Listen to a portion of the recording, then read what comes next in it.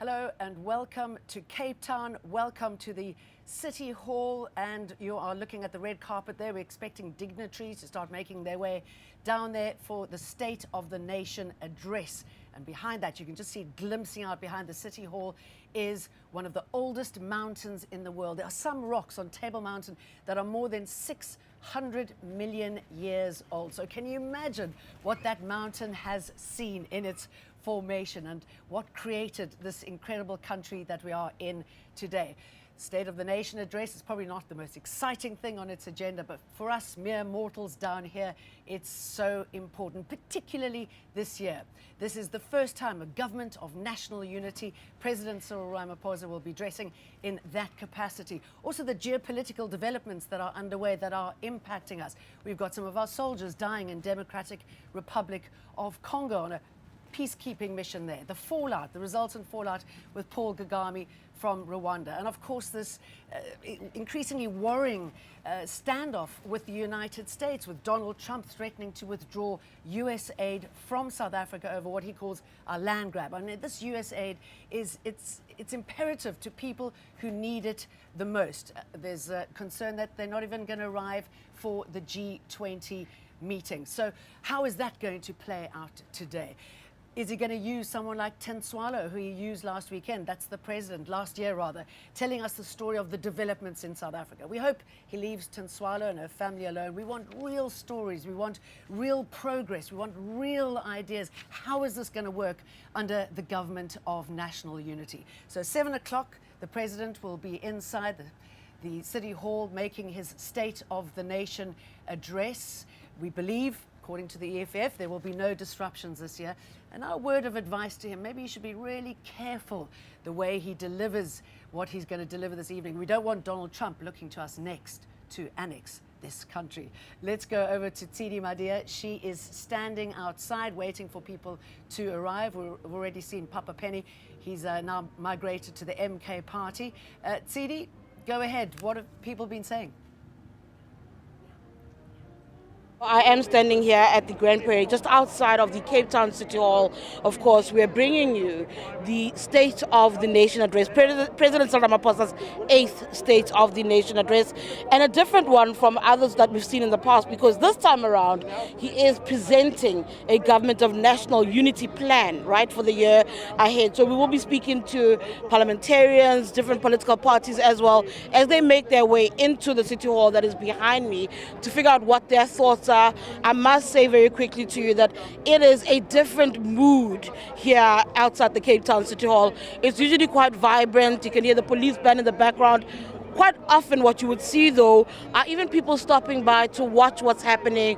We aren't seeing too much of that. It feels rather flat for those of us who've kind of watched over the years, watching the State of the Nation. And I think to a degree it might actually speak to the actual state of the nation. South Africa, of course, has had to deal with at least 14 of its fallen soldiers in the DRC. You're dealing with an onslaught from the United States president.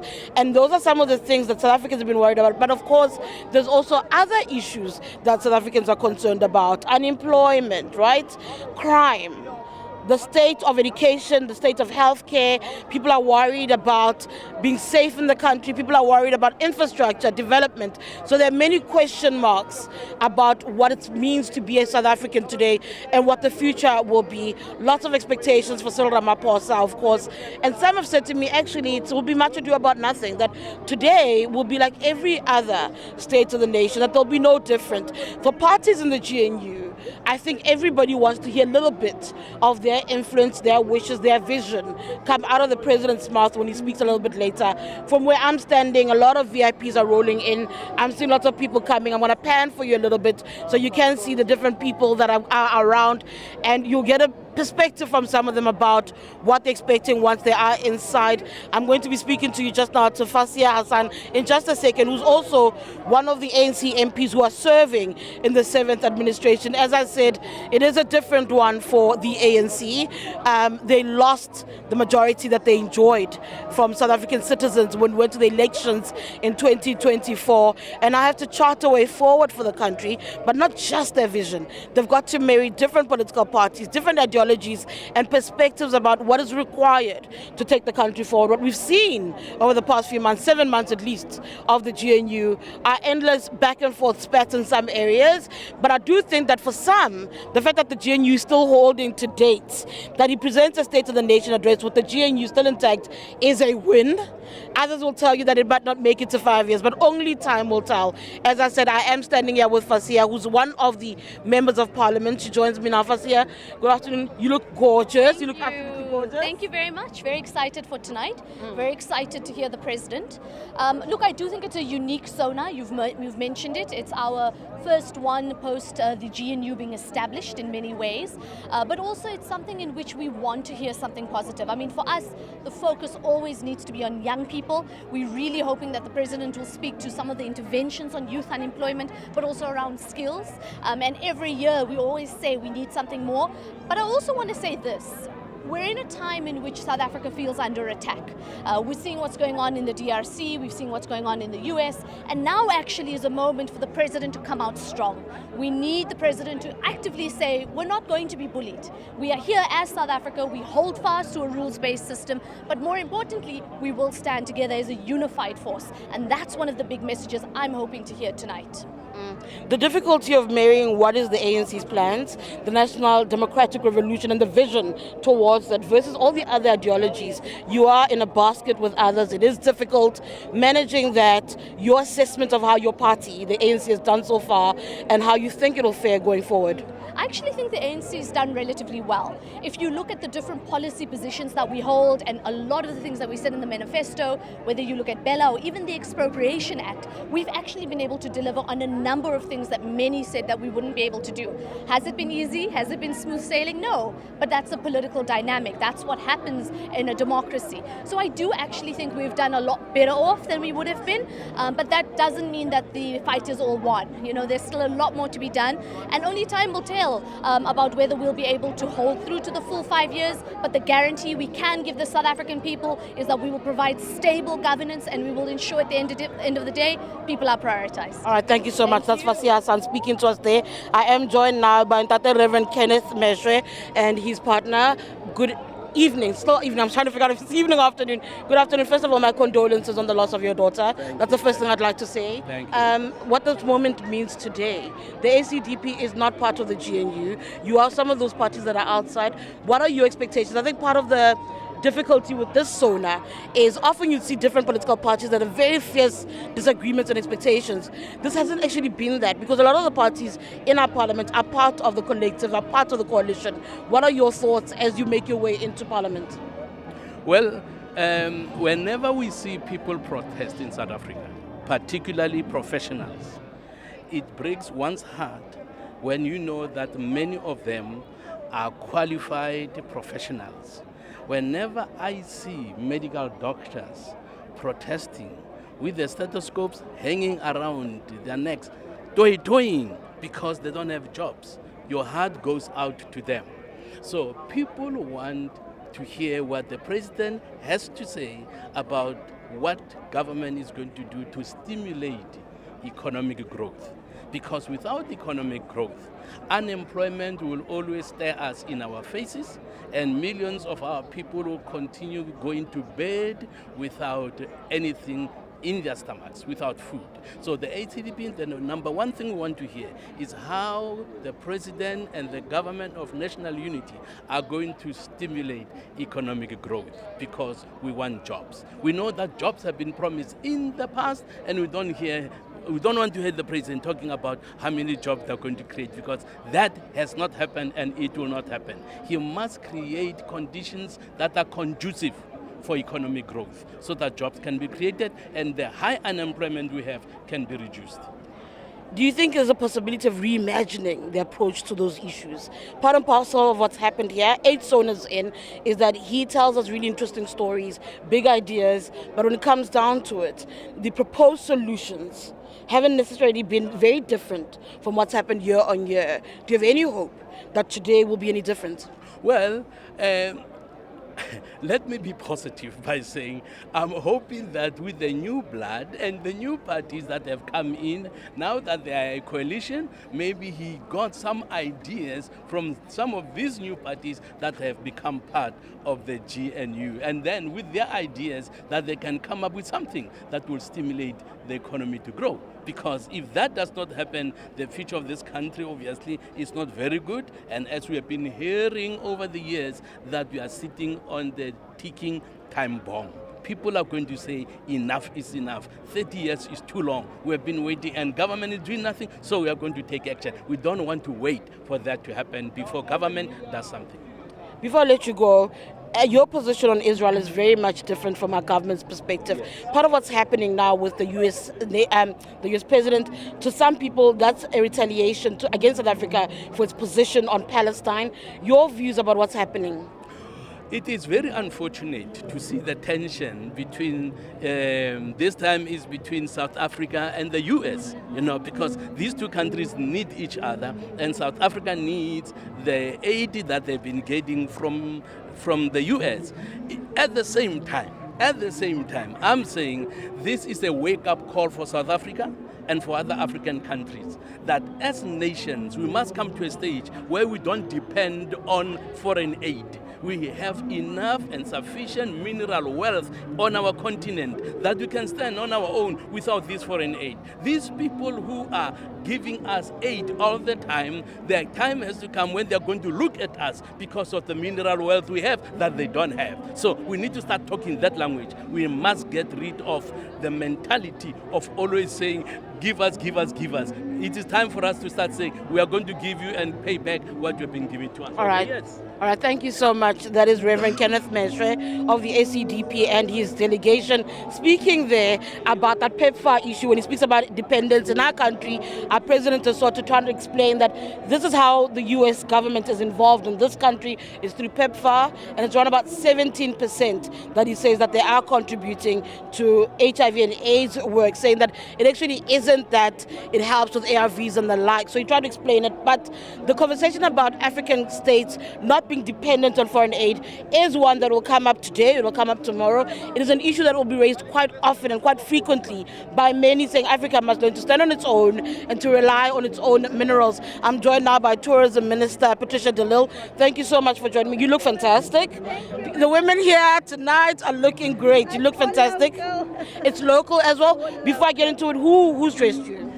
Sandy Masabuku. She's got a label called Fabrosans. And the inspiration and the material print he has also produced local. It is based on the capital city of Tshwane. Oh, beautiful. So there's an aerial photo of the union buildings here. We've got our rands and cents. It's on here. I'm seeing it, but I also see the FS. I think it's RS, not from RS, the rands and cents. Yes, so it's all local. And just like street culture in the capital city, Amapiano was born there. Yes. So tonight is really about saying that local is good for the economy and we must support our local designers. That's fantastic. So a tribute to Tshwane. But let's speak about the state of Tshwane. Over recent months, we've seen an attempt to clean up the streets of Tshwane. I complained last year that I went to a DA manifesto launch and I was bothered by how the streets were riddled with rubbish. They were rubbish strewn. But it speaks to a greater issue at local government, doesn't it? Your thoughts about what you want to hear from the president, about the plans to deal with local government where service delivery has by and large been badly affected across the country. The Minister for Local Government, Minister Labisa, has been hard at work to see how we can improve local government. And the plans are there, and the President will announce some of those plans. But we need also that to not only improve service delivery, but we need to communicate better and more with the people on local government issues. The elections is all about local government issues. The issue of water, of electricity, all of that must be dealt with. I've got to ask you, though you are let me just stick with your portfolio before I move on. And it's a big year, it's a G20 year. I've seen some of the plans, including showcasing parts like Kruger National Park, the importance of making the most out of the G20 for your portfolio, for our country. Oh yes, most definitely. We've already started. You'll see on the G20 website, we tell the visitors there are packages for tourism. They can come before a meeting and stay after the meeting. For 2024, we receive 8.92 million visitors. Around the IDT, concerns around the many investigations actually that are coming out, and concerns really about attempts to pretty much steal from taxpayers over the years. Your thoughts about what you're seeing and what you're hoping happens with that portfolio? Well, when I arrived in Public Works in 2019, the first was to do an investigation, a forensic investigation into IDT, with the assistance of the National Treasury. We then changed the board, we changed the CEO and the COO, and things were going well there. Until again, you know, the crooks are always one step ahead of us. So you can clean up, but they find different ways of stealing.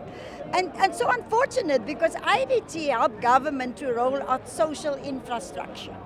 And I see that the new ministers now also busy again with cleaning up, because the crooks are so selfish. They just think about stealing. They don't think about the people of this country. And corruption is another pandemic in our country. Absolutely. Let me leave it at that. Have a good time, enjoy the speech, and hopefully delivers what you're hoping to hear, and your political party finds some expression in that speech. Jane, I'm now joined by Batolino Tata from the Democratic Alliance. Good evening to you. Welcome to Eyewitness News. Your political party is the one political party in the GNU that's at the heart of a lot of spats that have made their way into the public domain. Just your sense about the coalition and the message that needs to come out of this president's delivery tonight to South Africans. Look, I think it's very important to understand what the heart of the GNU, when you join government, not because it was all fun and games. We joined government because we do believe that we need to make a meaningful contribution to the country. Millions of South Africans are unemployed. A lot of them live under the poverty line. And ultimately, it's our responsibility to make a meaningful contribution. The main key thing, economic growth and jobs. If we don't have that message out and plans in place for us to achieve that, then we are saying absolutely nothing. So the president tonight must basically say, what concessions do we do to our ports in Richards Bay and Cape Town to make sure that whatever we export to the world is able to contribute to our investment and ultimately our economic growth? How do we deal with freight rail, where we produce products in the country? How do we make it easier for them to move to those ports quite quickly? Remove red tape in terms of policy and legislation that may stop investment, so that we can make sure that 25% rural South Africans that have no access to internet is able to gain that internet, and ultimately we're able to grow the economy by 1%. And most importantly, no bailouts to any state-owned entities or any of that sort. We need to reduce debt so that we can take the money that we have to basic service delivery, the bread and butter issues. More money for education, for teachers, so that we have teachers in the classroom, to make sure that we have money for universal access to healthcare, so that our hospitals are able to heal people and not kill them, making sure that we deal with crime and we empower more SAPS on the ground to deal with the crime. So that is basically the message that should be coming out today. And when we are being hard on things and criticizing on them, because we know it's not going to respond to economic growth and jobs. That's the key thing. And majority of South Africans need that for us to be able to succeed in this government. Very true. South Africans are looking for job opportunities that must come, some direction from government, some creation of an environment where these can actually happen. The issue around the United States, part and parcel for me that's been a dilemma is the DA has now sought to clarify particular messaging around expropriation without compensation. But the DA, to many of us, was part and parcel of fear-mongering and the misinformation, the confusion of the message about what the intent was, particularly the threat to private property rights. That wasn't the case. That's what it was presented as. I just want you to help me understand that part where now you're a DA that is in government. Do you now understand the responsibility that has to lie on your shoulders as leaders, and the responsibility that has to come with messaging? I want to quickly flag that before the elections, the very same DA sent a letter to the United States asking for a parallel apparatus to be set up while we have a functional IEC in our country. One has to ask that a country like that was not in government, does it today that it's government, recognize the recklessness of some of those kind of decisions, those kind of actions in the public domain? Look, I think it's also very important for media to be responsible and factual, right?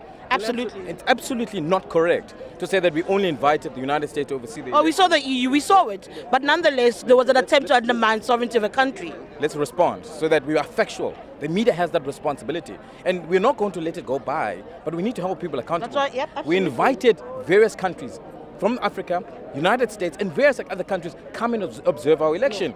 And that's what we did. That's factual, you know. It's not somebody's feelings. That's factual. Number two, we are very responsible. One thing you can never do is undermine this constitution. Many of our forefathers died to make sure that we've got this democracy, to exercise our rights, to make sure that we protect the constitution.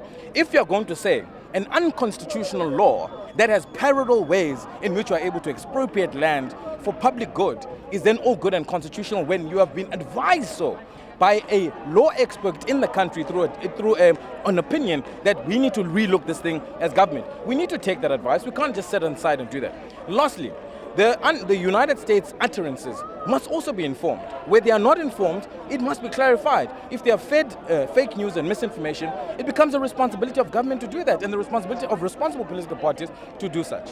All right, that's fair. It did say in that statement that it's looking for an apparatus, a parallel apparatus. I'm not mistaken, I'm not confused. The media is not responsible in this regard. I'm going to leave it at that. I want us to be honest. You can always go back to that statement. If you're listening in the background, you can hear members singing. It's members of the Umkhonto weSizwe party arriving, the main opposition party in parliament.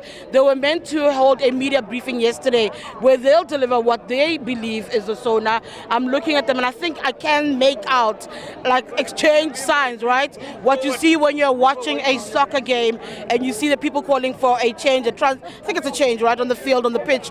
And I think that's what they're attempting to say. I think that is the position that one does expect from a party like the Umkhonto weSizwe. Of course, they're dressed in fatigues. That's been something we've been seeing in Parliament. I am joined now by one of its members of Parliament, one of its newest members of Parliament, to be correct. I'm joined now by Colleen Makubele, who is a member. I see, absolutely. I think we are being moved out of the way because the president should be, I don't even think it's the president yet, but more VIPs are making their way here. So we are being moved out of the way. So I'm going to be moving as I speak to Colleen. She's one of its newest members of Parliament. Colleen, hi. Welcome to Parliament. First of all, you've been sworn in. Your own thoughts about what you're anticipating as you go into Parliament for your first sworn as a member of Parliament. Yeah. Look, it's an exciting place to be a member of MK Party, official opposition. Our expectations today, not much in terms of service delivery from what the president said last year, the programs of government which have dismally failed. But what we are hoping to see as MK Party is a president, commander-in-chief who rises with balls to take charge of what is happening in this nation internationally with our forces in the DRC, and to finally tell Trump and his administration where to get off with their G20 and their misinformed statements and their threats towards Africa. I think it's time we reach a point where we don't give a damn about the United States and put on our combat mode and attitude to fight for the land of South Africa and Africa for Africans, and put in place our own mechanisms to create markets that are going to change our own economy. We don't want to be beggars of the West anymore. That time is over. We can use our minerals, use our resources, our capable people, educate ourselves with technology. We've got friends in the East, we've got friends in other foreign nationals that can help us to rebuild and reconstruct our economy. Trump and his administration and those that wants to leave us alone, we are so happy about them. That's an interesting point of view because you released a statement as a political party celebrating Trump's re-election. In fact, you put him up there as somebody heroic and somebody to look up to. Suddenly today you're saying they must leave you alone. Help me understand how you make sense of that. Help me reconcile this position versus the position a few days ago where you're celebrating Donald Trump. It's only been 14 days. Yeah. Look, Donald Trump is a catalyst to what we want to see in this nation. Donald Trump has been clear from the beginning that it's America first. And it's time that we say it's South Africa first. Without a president like Donald Trump in the West, South African and most African presidents will not rise and see Africa as their own market and their own responsibility to turn around things. We continue to say, Trump, he can do whatever he wants to do there. Happy with that. We are tired of what is happening. We want to change this nation for ourselves. So there's no departing, there's no conflict there. All right, I'm going to let you go. Please go join your singing members who look like they should be in a war zone themselves. That's Colleen Makubele, who's a member of the Umkhonto weSizwe Party. They are new to Parliament, and they're speaking to us, of course, about what they expect to come out of the President's speech. As I said earlier, he is delivering his 8th State of the Nation address, a very different one this time around because it happens under the GNU umbrella, under coalition with a party that they've constantly said is diametrically opposed to them, that is an opponent to the Democratic Alliance, being part and parcel of that government. That decision has left some in the ANC's alliance a little bit rattled. You've seen, or you might have heard, the SACP's complaints and the SACP's unhappiness about this particular coalition and the inclusion of the DA in the GNU. You also have COSATU, which stands by the workers and is very concerned about what the ANC and the government ultimately does as far as workers' interests are concerned. I'm joined now by Matthew Parks from COSATU. Matthew, good afternoon. I keep saying good morning, excuse me. Good afternoon. Welcome to Eyewitness News. The expectations and the interest of workers, whether or not those two will meet today in the President's speech, in your mind? We hope so, because the challenges facing workers are so huge. We have a 41% unemployment rate. We have entrenched levels of poverty, of inequality, of crime and corruption. We have public services, municipalities, SOEs struggling. We have a growth rate of 1%. So it doesn't matter, we don't mind which minister's in charge. We expect all of them to deliver, irrespective of which party they come from. And workers don't have limitless patience. They expect government to move with speed because of the crisis we're facing on the ground. There has been some progress over the past year. We've seen load shedding overcome by Eskom. That's fantastic work. We've seen Transnet being stabilized. We've seen the South African Revenue Service being rebuilt. So those are good things the government must build upon. But we need to see much more action over the next year, especially for Transnet to unlock mining, manufacturing, agriculture, around Metro Rail to ensure we can get our 10 million commuters in our cities to the work on time. We need to see more action being done to rebuild local government, which is in free fall in many municipalities. And once we do all of these, we need to give more support to SMEs, to industrial financing, because government can do so much, but we need to also grow the economy to create new industries, new jobs. And equally, we need to expand the public employment programs. We've got 12 million unemployed South Africans. We've been seeing government cutting these public employment programs, and we should actually be increasing them substantially to help people, especially young people, to find a path to finding work in the labor markets. Your faith in your alliance partner being able to maneuver, working with parties that are seen to be close to capital, that is an issue where concerns around privatization have always remained for a federation like COSATU. The concerns around being at the table and with parties that believe that the solutions lie not only in the public-private partnerships, but in leaning even more and being amenable to what the private sector requires in order to unlock the jobs, in order to grow the economy. So look, we don't really have the space or time for ideological debates like privatization. Eskom is in trouble, Transnet's in trouble. But government has shown that you can rebuild Eskom, you can rebuild an SOE. They've shown with SAA as well. We have shown with the South African Revenue Service you can rebuild the state. The state has a critical role to play in growing the economy, ensuring a competitive level playing field for all industries, for all businesses. The private sector too has to come to the party. We can't afford a private sector investment strike. So the idea is, how do you combine the two? The state has got a role to play, private sector's got a role to play. We're not allergic to the private sector. Most of our members, most workers, work in clothing factory, work on the farms, work in restaurants, in factories. But I think for us is to find the right balance. The state's got a role to play. We can't run away from that. We need to see how do we fix the state, capacitate it, and how do we use it to grow the economy, to create jobs. All right, I'm going to leave it at that. Thank you so much. That's COSATU's Matthew Parks speaking to us a little bit about his expectations and how they feel where they find themselves in the GNU with parties that are very different. But ultimately what he's saying is it is about worker interest. It is about aiding and making sure that you are able to unlock the economy and get certain things done. I am joined now by the ANC's Masengu Bengu Mutsiri, who is, of course, a member of the GNU. We've seen the parties in several spots. Sis Matlengi, good afternoon to you. I'm not used to seeing your hair. I'm so used to you having a duck. You know who you are. So this is refreshing. This is different. How are you? I'm very well today. The expectations, the mood for you as we head into another State of the Nation address, but of course a different one where it has to be a joint effort that's put before the country. a message of how, through what the president says, we forge national unity. I think one of the things that have been foremost on the minds of South Africans have been this idea of achieving and realizing the dream, deferred dream, often sometimes of national unity. The past few days, looking at the developments in the geopolitical environment, have underscored this idea of national unity, this idea of one nation, the idea of a South Africa for all who live in it, just invoking the clause of the Freedom Charter. Okay, I am going to speak to you a little bit later. There are other issues I do want to pick at, but I want to quickly speak about education. I will return to you a little bit later on Sis Matlengi. Sis Matlengi, without question, will have a view as the ANC about what today's speech is. So we'll speak to her after the speech to get a little bit more. The Minister of the Cocoa Melons. Yes, the mother of the Cocoa Melons. Cocoa melon, no Peppa Pig. Yes. I'm joined now by Education Minister Sivuyo Kwakube. You look stunning as well. I had Patricia on earlier and she told me she was all local. It was all beautiful.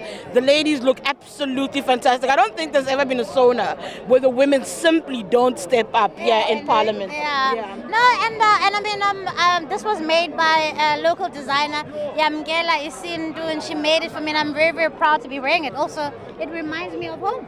Your grandmother, see, I know some things. Let's speak about education.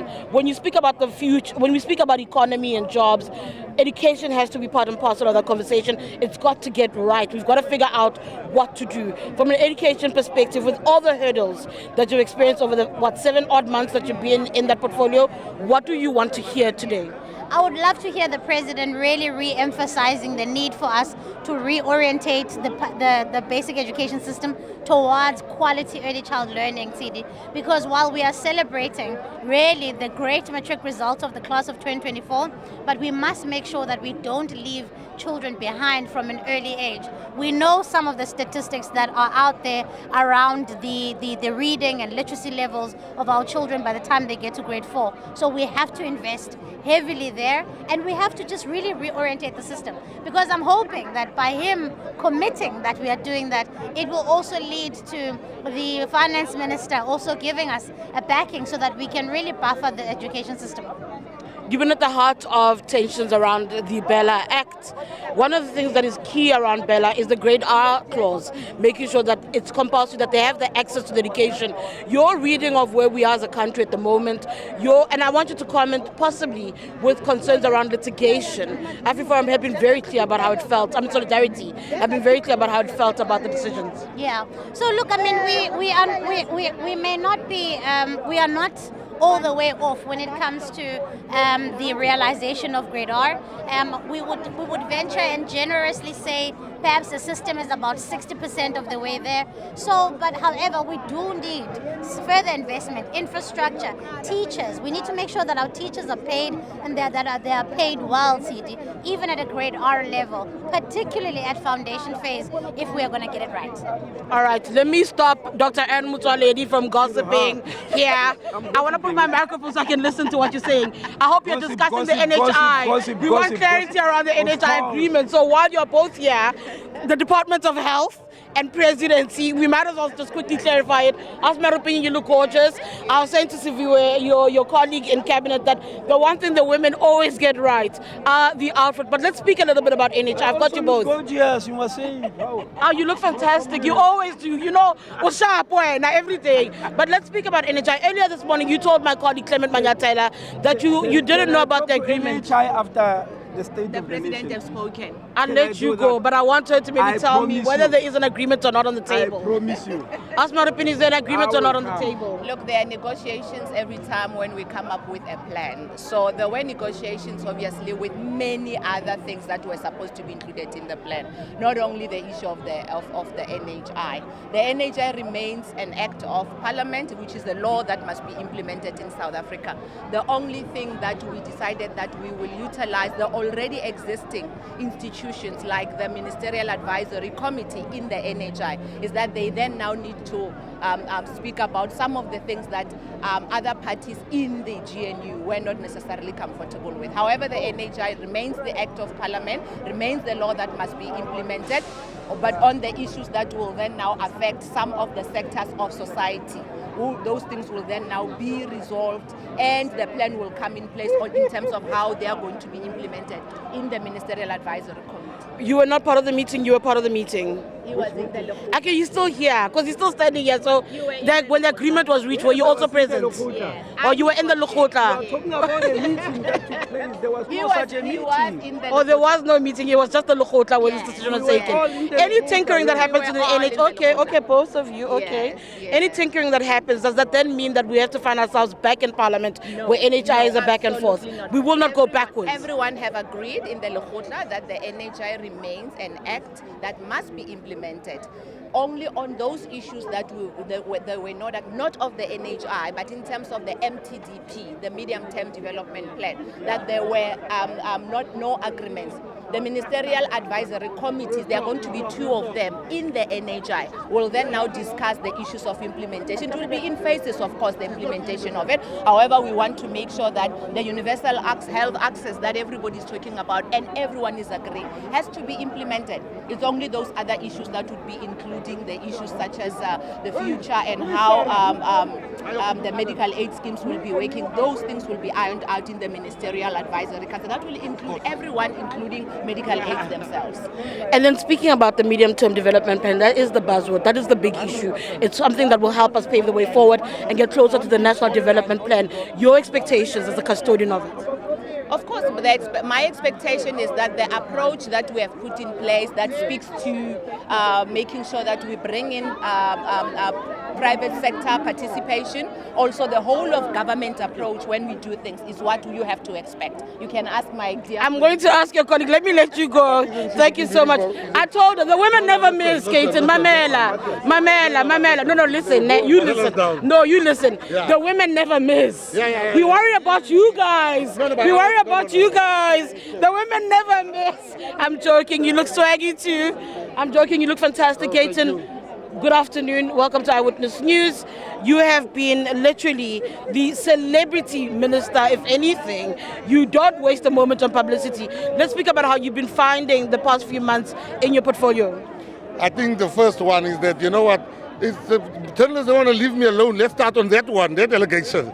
You know, I was just walking past here and you guys grabbed me. But I think first I underestimated the workload. I honestly have to say that ministers do work very hard. There's a lot of work to do. I love a challenge. It's a great challenge, and I'm taking it with all gusto. So you've got a greater appreciation of the role. Your expectations tonight, your portfolio is one that's often been undermined, almost seen actually as a demotion to those who are granted a portfolio. I think you've kind of made people think about slightly differently. What do you want to hear coming out regarding sports, arts and culture from the minister? You know, I think you are absolutely right. You know, I went back with the personas and it was never mentioned. And people see it as a demotion because they didn't understand it. You go to any other country, when you say you're the Minister of Culture, they're like, oh, culture, important man.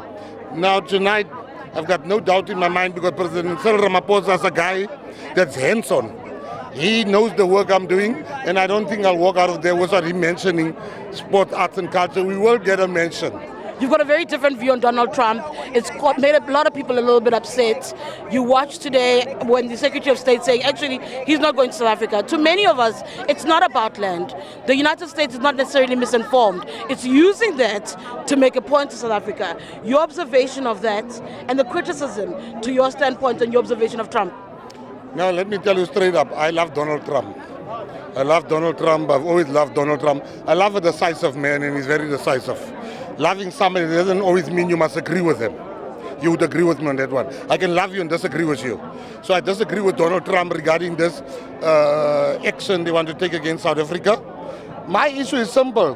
Do you think Burkina Faso can tell us what to do? No, because we're not asking them for nothing.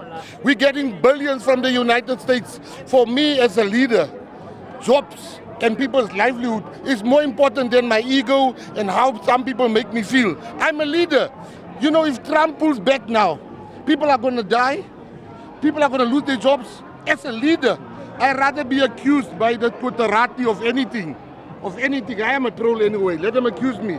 Thank you so much. Jobs are more important for me. Okay, thank you. So I'm glad you said he's a troll anyway. Thank you so much. That's Minister Gayton McKenzie. But very quickly before I let go, I see somebody I haven't seen in a very long time. How are you? Chester, what are you expecting? No. Very quickly, what are you expecting, Chester, from tonight's speech? Nothing. Ask Gayton. Nothing. That's why he's wearing glasses. I'm expecting to find out why the president. I don't know if you know this, but the president. Oh yeah. Oh, you look cool, Chester. I know. So from one puppet to another. I'm done. Thank you so much. Back to you in studio.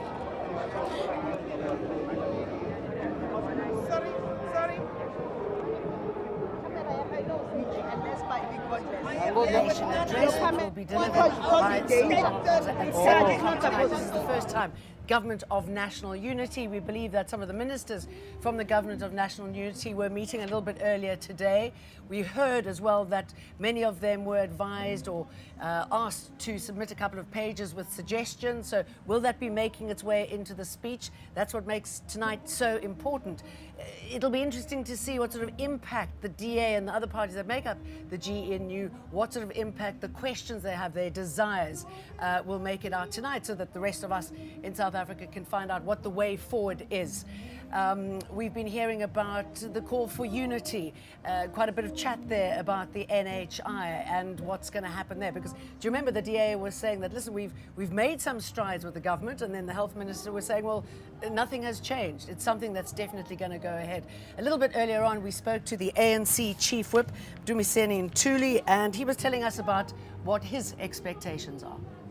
From our point of view as the ANC, as you know, we went to the elections last year having set out 6 priorities in which we said if the ANC gets elected to lead the 7th administration of our country, here are the 6 priorities that we're going to have to undertake to ensure that we proceed with the important task of the reconstruction and development of our country.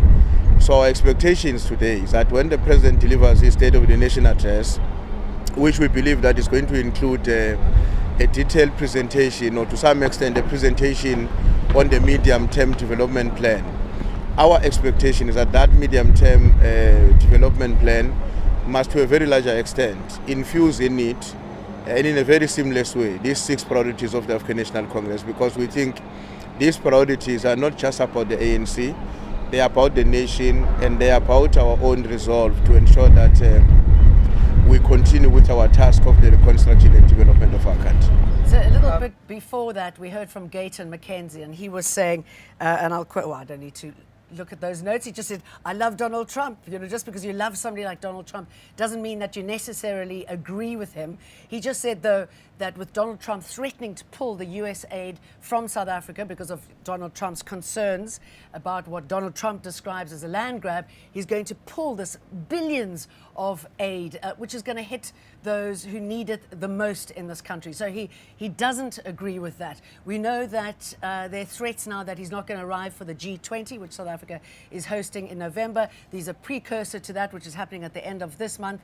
And we know that the Secretary of State has said that he's also not going to come to that because of our dangerous policies regarding the land grab, the land expropriation, which they disapprove of. I mean, the feeling is that it's a punishment now for South Africa taking Israel to the International Court of Justice. But we were able to speak to a few politicians about what they think about what's going down with Donald Trump in South Africa.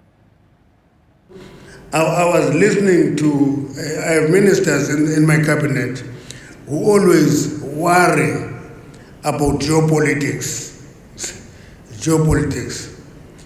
With this standing threat that, because you passed an exploration act, therefore Trump will withhold funding to South Africa. And I said, let's not mobilize Africa. Let's withhold minerals to US.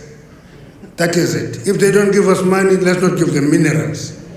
But the reality, they take our minerals, but say we're withdrawing funding. No, we have minerals in the continent. And therefore we have something that we have.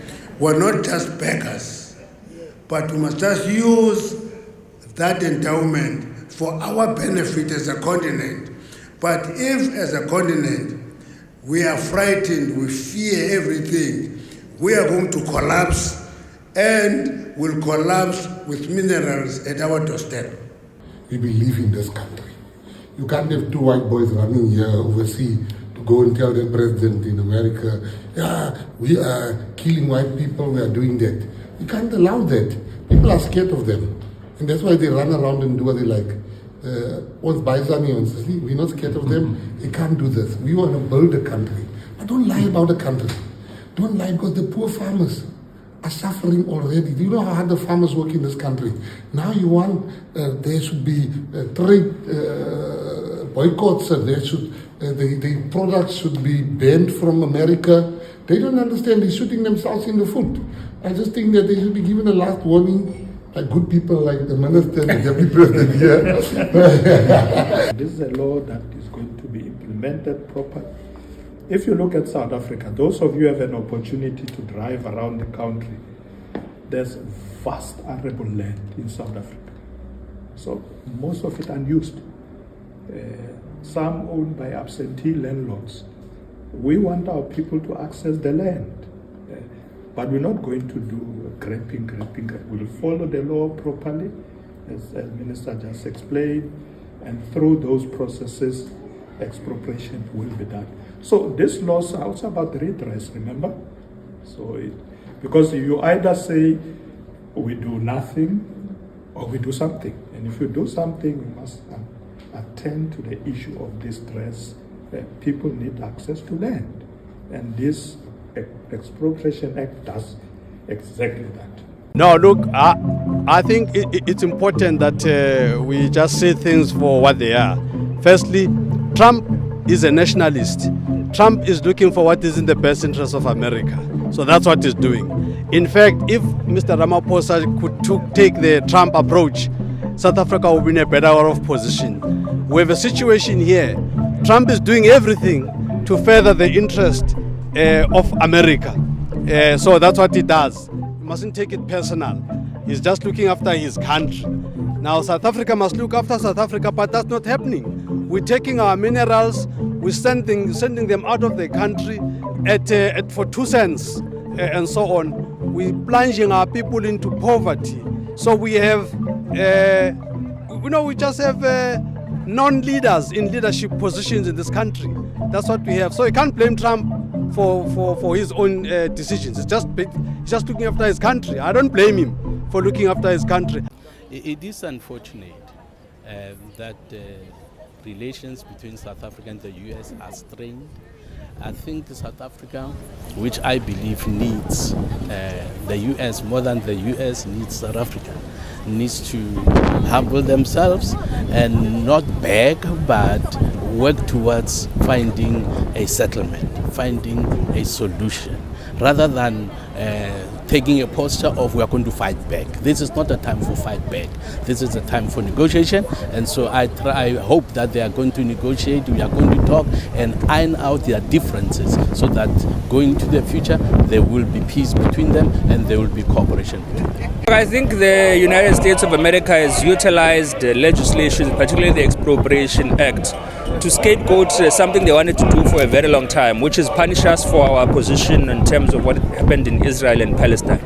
That is the reality of it. I mean, the Expropriation Act is not a fundamental departure from what the Constitution allows already. There's nothing that is going to happen. There's no confiscation of land that has happened, and it's a cosmetic thing. But they needed a foreign policy issue to punish us for what we have taken a stance of in terms of isolating Israel diplomatically, expelling their embassy and taking them to the International Court of Justice. And I think they are going to continue to want to impose some forms of sanctions, thus using myths like a white genocide, like confiscation of land. But really, fundamentally, they are doing retribution on behalf of Israel for our posture against them, and we mustn't relent, and we must be able to read that for what it is.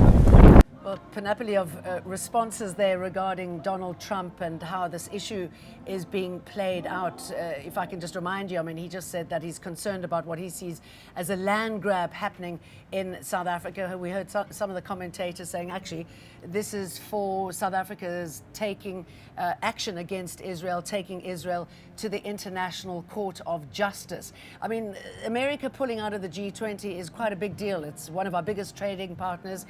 Trade could become an an issue. We know that America is threatening now to pull out US aid, which will have a detrimental effect on the country. Interesting that Gwede Mantashe was saying, you know what, if you're going to touch that, then don't touch our minerals. So that could be a very trade-off, because money certainly counts, doesn't it? Going back to Gayton McKenzie again, just saying, and also the MK, how much they love what Donald Trump is actually doing, if you take it away from our scenario. The fact that he's putting America first, and they're saying that we should do the same thing. Let's put South Africa first. Let's not put out our begging bowl and kowtow to any other master. Let's listen to EFF's national spokesperson, Sinawo Tambo. I think it'll be quite interesting to find out what their plans are for the president when he starts to speak this evening. No, we have no intention of disrupting sittings. We have declared since the 2024 elections that our approach is going to change as it comes to interacting with the State of the Nation address, but also how we enact our accountability mechanisms. We're going to improve the quality of our submissions. We're going to ensure that we read and listen carefully to what the President presents and point out the obvious fallacies and mistruths that are going to be presented. And that is going to be our role as an opposition party moving forward. I think there's been a lot of mythology around the GNU's capacity to build investor confidence and ensure confidence and stability in terms of policy, and none of that has come to fruition. The economy has been growing stagnantly.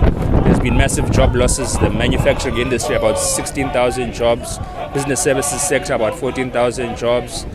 Transport and mining, 7,000 jobs each have been lost in the second quarter of 2024 under the GNU government. And of course, ArcelorMittal, the steel industry, is expected to cut 3,500 jobs. So there's been a lot of optimism that has not translated itself to practical reality and objective reality. And we want to hear what are the real practical things that have changed since the GNU has taken power. We've heard a lot of sentimentality, we've heard a lot about hope, we've heard a lot about unity, but that doesn't translate into changing everyday lives of people. So it's more of the same, I think, and I think it's going to continue with the trajectory of a sauna of promises without following up on the promises made the previous years. Hello, my name is TD Madia from Team EW. To behave. It'll be interesting to find out and see and watch what they do when the president says something that they do not agree with. They're also very outspoken about the MK. They say that, you know, being an official opposition party, they're not doing their job. The MK was supposed to have their own State of the Nation address. Normally the official opposition does that before the official State of the Nation address. They haven't done that. They said they're going to be doing that later. Jacob Zuma and his party leaders are saying that, because he's in court today, they just said that this has been orchestrated by the powers that be, that he's not here. I doubt that that is in fact true. We see them in their fatigues, similar to the EFF and their overalls, the same kind of vibe, sort of unity, but more of a sort of fighting stance. People are continuing to arrive, and they're going to be making their way into the City Hall. The fact that we're still using the City Hall is quite extraordinary, isn't it? I mean, the fire happened about 3 years ago, and I hope we're not going to beat Notre Dame's record. There was a fire that broke out there in the Notre Dame in Paris, and it took them 5 years to fix the Notre Dame. So there was talk initially that it was going to be held in a dome, but that hasn't happened either. So it is back to the City Hall. Hopefully this is the last time that we will be in the City Hall. So we're looking at people milling around inside there. The president will be taking to the podium in just over an hour's time.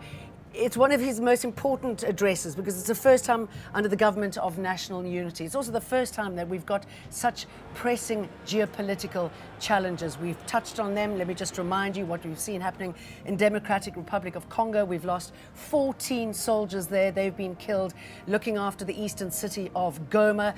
Because of that and because of Cyril Ramaphosa's comments about who we're fighting against, that ended up being creating a spat with Rwanda's Paul Kagame. And so it'll be interesting to see how that plays out. And then we've touched quite a bit on Donald Trump and what he's going to be doing next. And of course, this comes off the back of Donald Trump saying that he wants to annex, he wants to take over Gaza. So he seems to be throwing out these sweeping statements. Let's look a little bit more in depth and go to Tsidi Madia about what expectation, what we can really expect from tonight and what it is that we want and need to see. Hello, my name is TD Madia from Team EWN. It's a new year. And as with the start of every new year, you have a State of the Nation address. Every February, the president takes to the podium in Parliament, usually to deliver his message for the country. This particular message focuses on the list of priorities. They'll look back at the previous year. What have been the wins? What are the challenges? Just to give you a bit of a backdrop though, this particular SONA, like the past few, is taking place at the Cape Town City Hall. Remember, there was that fire that gutted parts of Parliament back in 2022, and ever since then, we've returned year on year to City Hall while the dome is being fixed. Is the dome not being fixed? Is Parliament ready? Parliament not ready? While that debate rages on, we go to the City Hall to listen to the head of state, and at 7 o'clock, he will then address the nation. What do I expect the president to say? I think in a different world, he would have had good news, right? As far as ESCOM is concerned. He would have been able to stand before the nation and say, we did it. Because it came so close to a year without load shedding. Of course, that was shattered last week when ESCOM announced that it would go into load shedding. So that's quite a pitiful thing. But I do think that he will look at what's happened with ESCOM and see it as a win, bringing it closer to presidency, and the work that's been done in order to try and stabilize energy is something that I think the president will speak of in good light. I do expect more of the same as far as the priorities. Unemployment is an issue. Local government, and I'll come back to local government and why it is critical in this particular SONA and the year ahead. I do expect the president to speak about water. Water replaces ESCOM, if you may, as far as urgency and emergency, whichever way you want to phrase it, is concerned, because we've seen Johannesburg, and they praise Johannesburg as being the most industrial, the most, forward-thinking, if you speak of economies on the continent.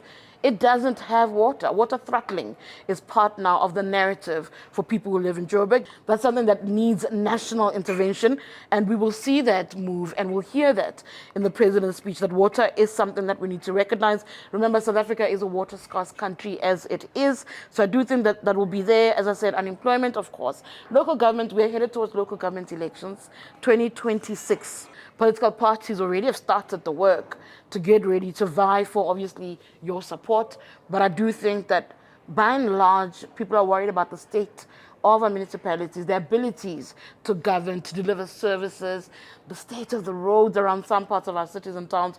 All of those things require, again, urgent attention, again, national intervention. So I do think that it will be a big talking point. But I don't think we've ever had a SONA where there's so much happening around us in the geopolitical space. So I do think that this is a SONA that will be delivered, overshadowed, dominated, if you may, by what's happening outside of us that involves us, influences us, as he speaks to the nation. I'll start with the DRC. I think that's the most pressing, and I think the country's still a little bit shell-shocked, right?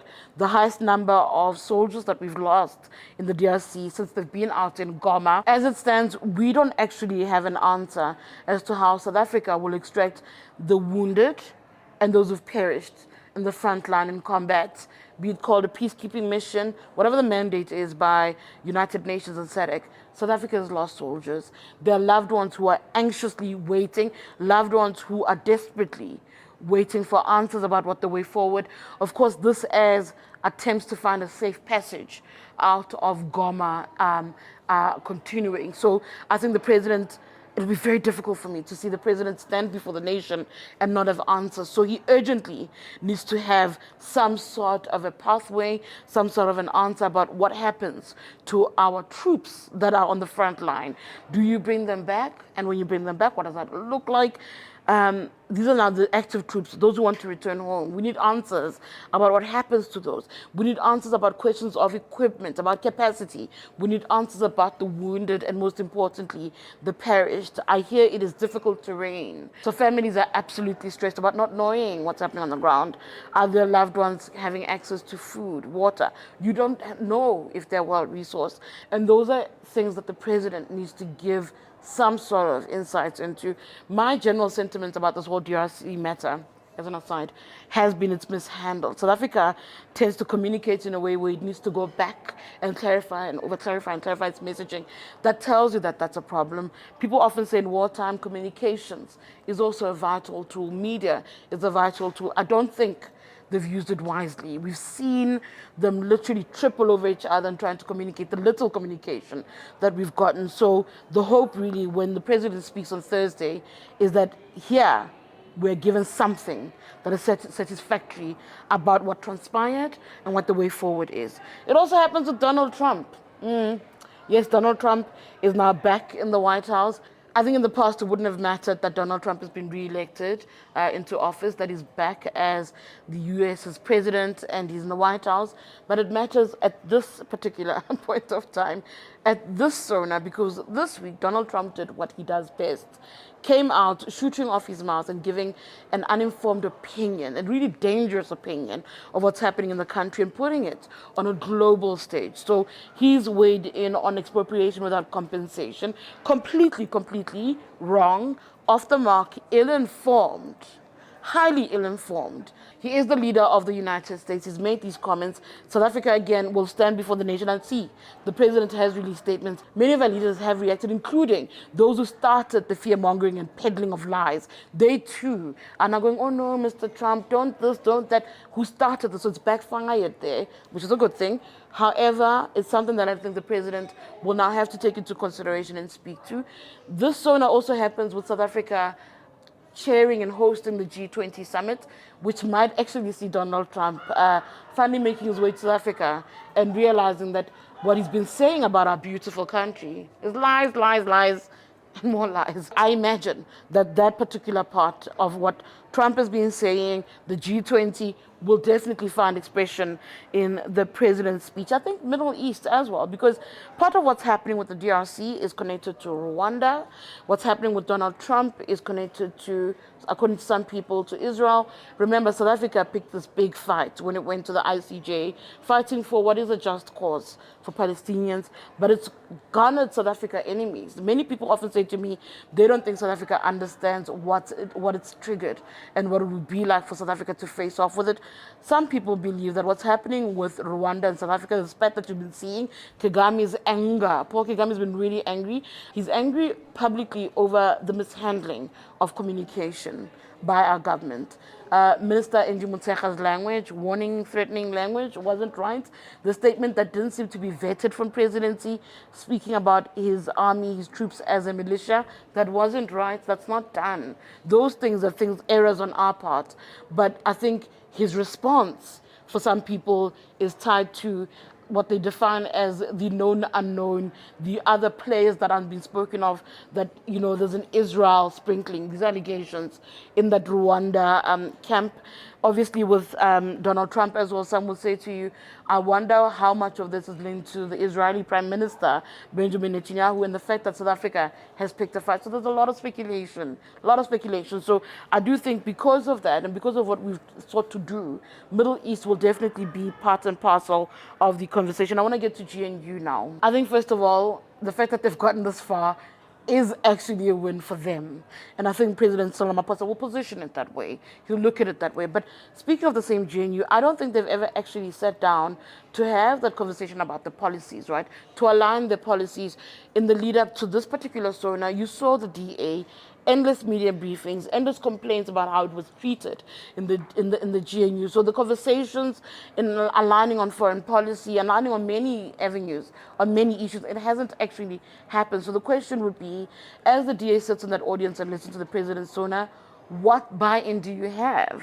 Because you didn't sit and deliberate over what you want, what your vision is. And this speaks to all the other parties in the GNU, including the ANC. You haven't sat down to align your vision. So that's part of the problem. And having said that, what we have seen though, again, the backdrop conversation for me is that the GNU has had multiple spats, particularly between the two bigger parties, the ANC and the DA. They disagree on so many things. So one questions how long the GNU will hold. I think a lot of people don't have faith that the GNU will continue holding, and that's something that they need to work at. You know, in my head, the clearinghouse, that mechanism, is where a lot of the issues, a lot of the butting of heads should have been dealt with before they get to government, so that by the time they're dealt with at a government level, that it's seamless, that it's smooth processing, that you're not having ministers having it out on social media. You want to see a cohesive unit as far as government's concerned. So I do think that GNU could be positioned president as a win, but I definitely think that the challenges there are very clear. The biggest crisis that I think the president does have, though, in delivering this SONA isn't that it's same for South Africans. Yay, we've been given so many messages, and the president is good at storytelling. Tintswalo came from SONA. I think the biggest crisis that he has is believability, right? They've lost so much trust from the public, from citizens, with these plans that they present before the country year on year. That's something that he has to confront. And I also think that in the messaging, it's often not clear enough, it's not convincing enough. And those are the issues that will remain with what he delivers when he takes to the nation on Thursday. So that was recorded a couple of days ago. It was a look forward to this evening and what to expect. There have been a few developments since Tsidi recorded that. She did raise, by the way, the president's believability tonight. We're all hanging on that to see what he comes up with, what sort of constructive measures he can put in place to kickstart the economy.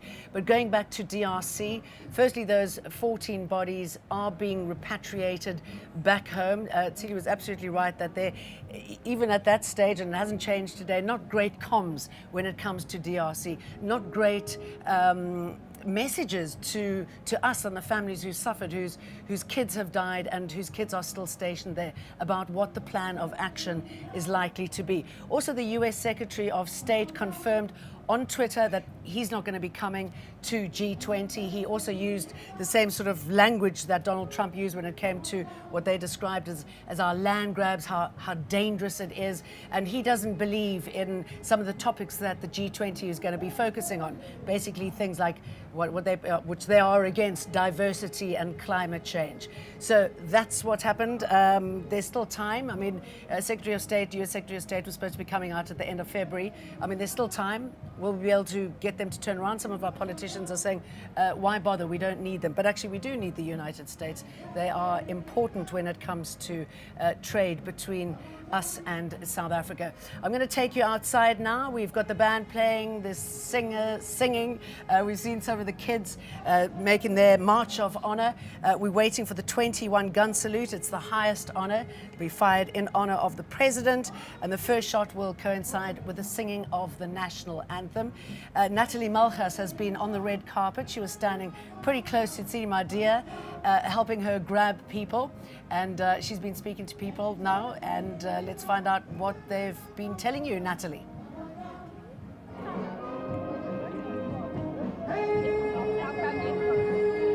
Jane, we're now standing on the sidewalk in front of the City Hall, where any minute now we'll see all the processions from the SANDF, including those soldiers. The military band will be performing at the moment. We've got the Navy performing. That's been entertaining crowds all afternoon. We've heard songs from local legends, including Kaifa Semenya, which really has been the theme to the dress code and the entertainment that we've witnessed ahead of the State of the Nation address. That played to local fashion, celebrating what is South African, what's locally made, what's locally inspired. We saw a lot of that in the dress code of some of the MPs who have already walked the red carpet. Many of them are making their way into the City Hall at about this time ahead of the State of the Nation address. It's already been said countless times today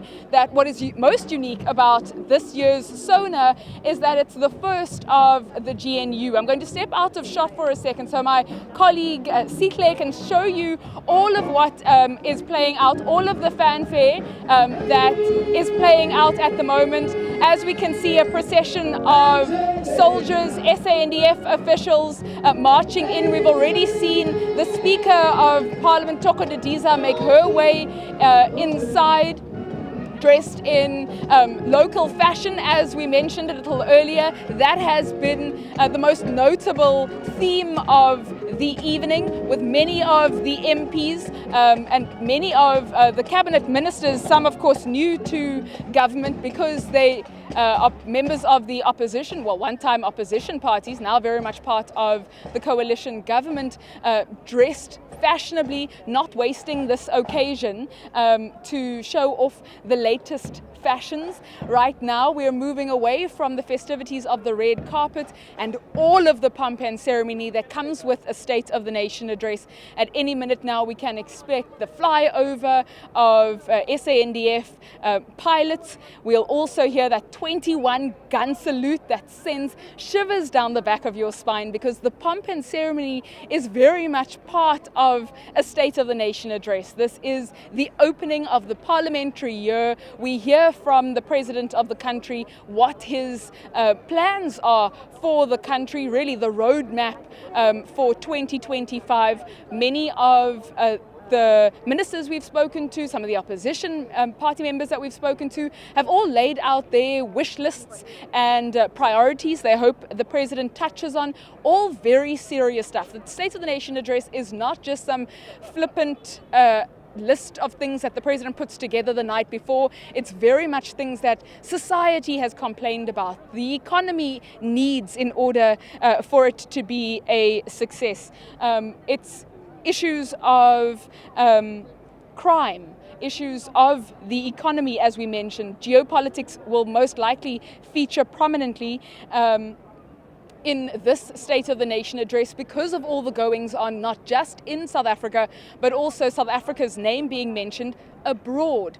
Part of the festivities that we are expecting to see as we await the president's arrival, along with the SANDF and that procession, is young children. School children clad in their school uniforms, standing on the pavements, waving flags as part of the procession that we can expect. A little earlier, we saw a band of Wynberg girls that were standing on the pavement, also entertaining the crowds. An overflow area has been set up opposite the City Hall for members of the public who intend to watch this State of the Nation address. It cannot be stressed enough. The most unique feature about this year's SONA is that it is the first of the coalition government of the Government of National Unity. As we mentioned, any minute now we will see the procession, the soldiers, the members of the Navy and members of the police who have all formed part of this band. This is the moment. This is the build-up until eventually the streets are lined. Already we can see those military choppers, and then we'll get the anthem. Then we will get the band piping up again. We can see them getting ready. We can see them preparing those, what's already been quite an entertaining playlist. The actual moment will be the anthem, and at that point we will have the president, we will have the deputy president, many of those dignitaries. At one point earlier this week we knew that all former presidents who had been invited had honored the invite and will be in attendance. We know all the premiers will be in attendance. We're already seeing some of that build up. In fact, it's the speakers of the provincial legislatures who are making their way into the City Hall now. At the very end of this long list of speakers is in fact the youngest of the lot, the Speaker of the Western Cape Legislature, Mr. Dalen Mitchell. They are now making their way into the City Hall. The City Hall, of course, will be Parliament for a few years until the actual parliamentary precinct is given the okay, given the rebuild after the fire that happened a few years ago. This centre of Cape Town has been brought to a standstill, as it happens every year at the beginning of February for the State of the Nation address. Again, we are now seeing the premiers make their way into the City Hall. In the mix there too, we see the Northern Cape Premier, we see Gauteng's Premier, and of course at the very end we have Alan Windey, the Western Cape's Premier. They are now making their way into the City Hall. As I mentioned a little earlier, at one point, all of the presidents, former presidents of South Africa, had honored the invite and agreed to be here today. We now hear that former President Jacob Zuma will not be in attendance today. So we now watch as we have the military proceed to the front of the City Hall.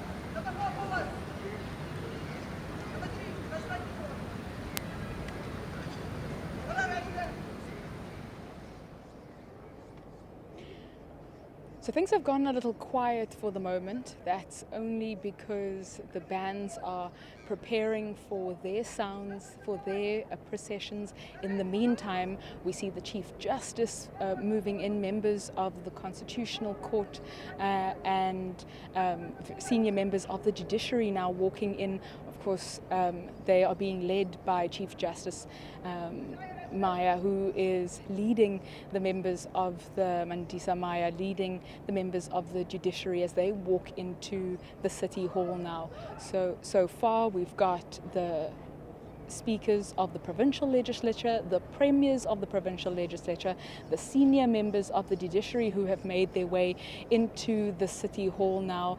This, of course, outside of the City Hall, really we're being looked on by the bust of Nelson Mandela, is rows of members of the military bands ready to pick up their instruments, preparing for the main guest of the night, of course that being President Cyril Ramaphosa, who will deliver his 9th State of the Nation address. As we've mentioned several times during the course of today, this is the first State of the Nation address that will include several other members outside of the ANC in the Government of National Unity, so input from what was once opposition parties, the Good Party, the DA, the PA, the IFP, all featuring in the GNU, who all in the build-up to tonight's address had their say, had inputs into what the roadmap of government should look like. We will hear all of the details of the State of the Nation address at 7 o'clock.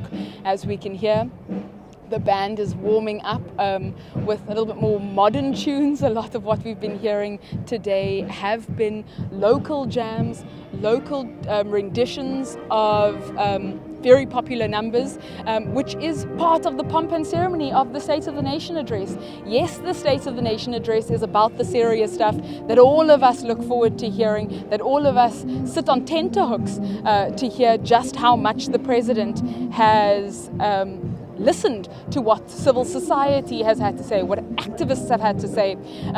But the pomp and ceremony is also part of tonight. Seeing what the military has practiced for, seeing what the bands and all of these processions have taken much work to get them as seamless as they are. This is part of the State of the Nation address. This is part of the opening of Parliament.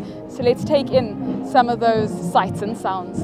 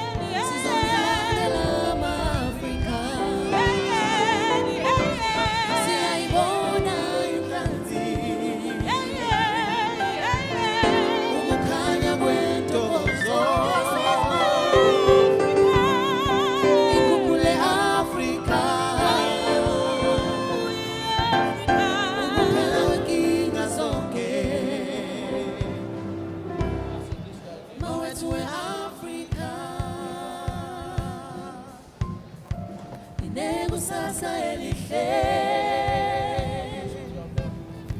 ikukule Afrika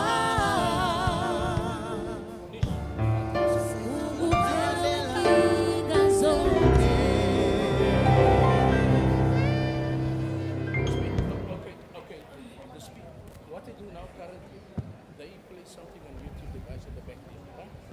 But how exactly, which is not supposed to. Right? Supposed to give me the feed so these guys can put the outside feed into the.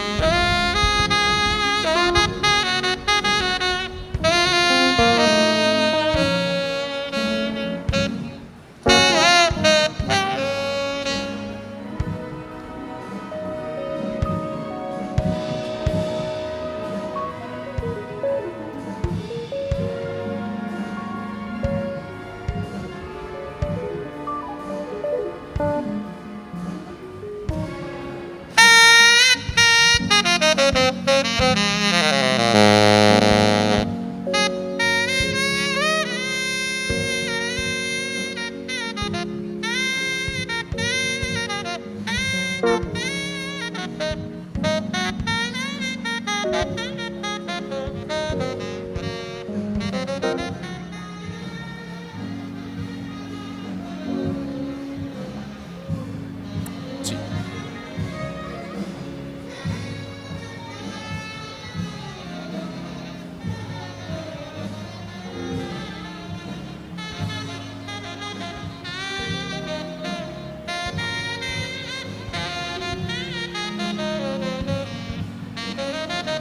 you.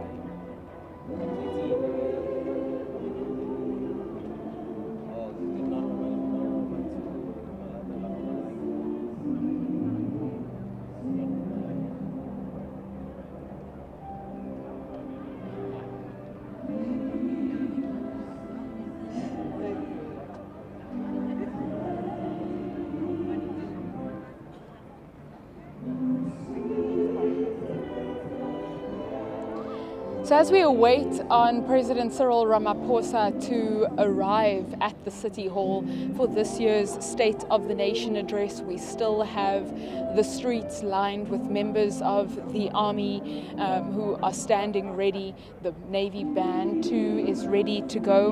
We will see eventually the flyover from the Air Force, and that includes the Gripens, the Oryx, the Lynx, and a BK-117. Now, we had the strong winds in Cape Town earlier today for much of this day. It was really difficult to keep the media marquees standing, to keep some of the things that we've had pinned down for the State of the Nation address, to keep that secure because of the strong winds. And really, with Vicky Sampson's African Dream, the wind dies down, all the processions start lining the streets, and quite literally, as we stand facing the City Hall, we feel this is the African Dream. On the inside of the City Hall, all the honored guests, the invited guests, have made their way in, have found their seats, and really in the next 25 minutes or so, we expect to see the President arrive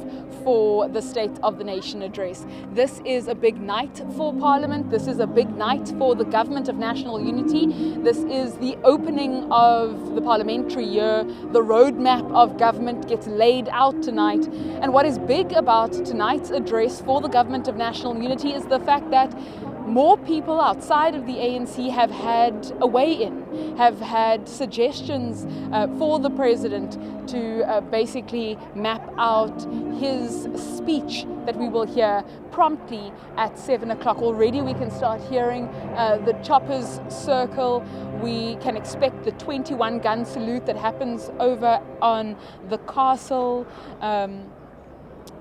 That should happen in the next few minutes. Of course, we on EWAN are taking this live. We have 4,000 viewers that are watching the procession tonight.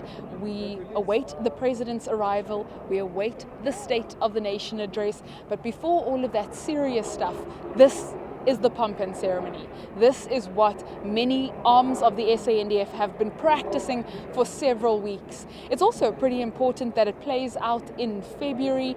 As we know, the 10th of February 1990 was the year that Nelson Mandela was released from Victor Verster after 27 years in jail. Of course, we are now looking at that bust. Back in 1990, the plane, the Grand Parade that we are standing on right now, filled with crowds of people who wanted the first sighting to hear the first speech that Nelson Mandela was going to make after being released from prison. So it's pretty significant that the State of the Nation address now, as a result of the fire on the parliamentary precinct, is hosted in the City Hall, is hosted on this exact location, which is pretty significant in South African history. All of this pomp and ceremony has a role to play. All of this pomp and ceremony has a story. It all ties in to the South African story. That African Dream that we heard, the Vicky Sampson, the legendary Vicky Sampson tune that we heard a little earlier being played by the Navy band. This is all of that. This is the African Dream. As we mentioned, the winds have started to die down a little bit. We are already seeing those very official cars, that presidential cavalcade making its way down Darling Street right now. Any second now we will see the President Cyril Ramaphosa, his deputy Paul Mashatile, and their partners alight from their official vehicles and make their way into the City Hall. Also, any minute now, we can expect the national anthem to be played, and that is the moment. That quite literally is the build-up. Apart from the President's speech, apart from all the serious stuff that he will mention in that speech, this is the moment. This is the build-up where all South Africans watching, and quite literally this year we have all eyes on us. We've got the Deputy President that has just arrived. He's alighted from his official vehicle, being welcomed by the military there, the SANDF, the Navy, doing all his welcomes as he makes his way along the red carpet. This year, in addition to having thousands of South Africans focused on the State of the Nation address, there are many interested parties abroad also looking at what President Cyril Ramaphosa is going to mention in his State of the Nation address.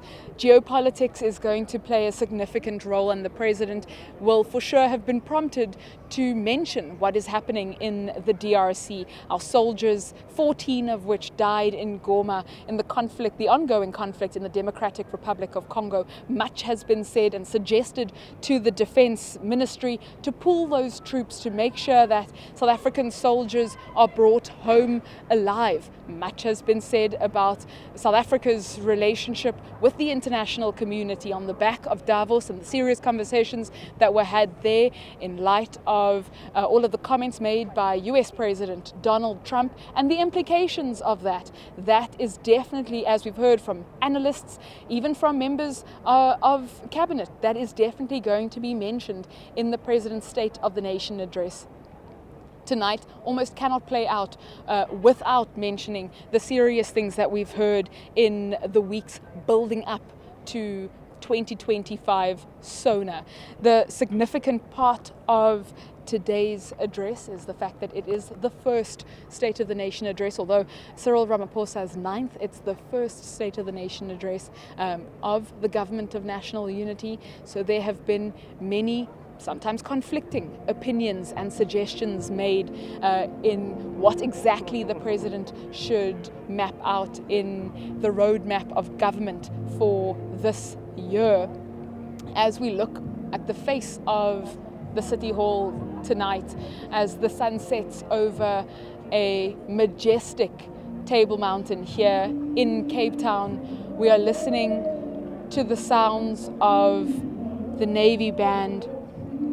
Any minute now, we will hear the national anthem, and at that point, we know President Cyril Ramaphosa has arrived.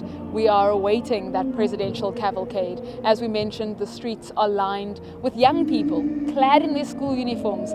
They participate in the State of the Nation address every year, because this isn't just about the president, it isn't just about politics, it's about every South African.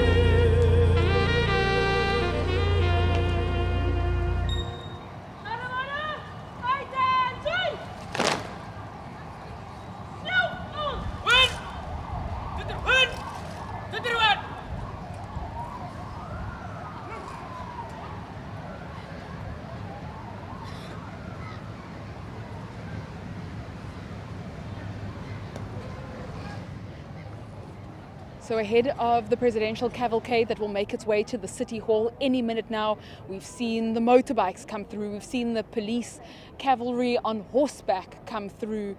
We are expecting President Cyril Ramaphosa to arrive at the City Hall at what will be Parliament, the parliamentary precinct, for the next few weeks. He will arrive any minute now for SONA 2025. It's a big moment for the president. While his 9th State of the Nation address, his first in this mix of this cocktail of political parties that have now formed the government of the day. After the elections last year, the ANC losing their outright majority and being forced to enter into the government of national unity. In the next few minutes, we'll have the anthem being played. We'll have the president flanked by the Speaker of Parliament on a little stage set up in front of the City Hall, and then the streets will literally fill with the sounds of the naval band that will start with the national anthem. President Cyril Ramaphosa has now arrived. He will be welcomed by members of the SANDF, the Navy, and some official members who are now moving towards his car as he steps out onto the red carpet for the State of the Nation address.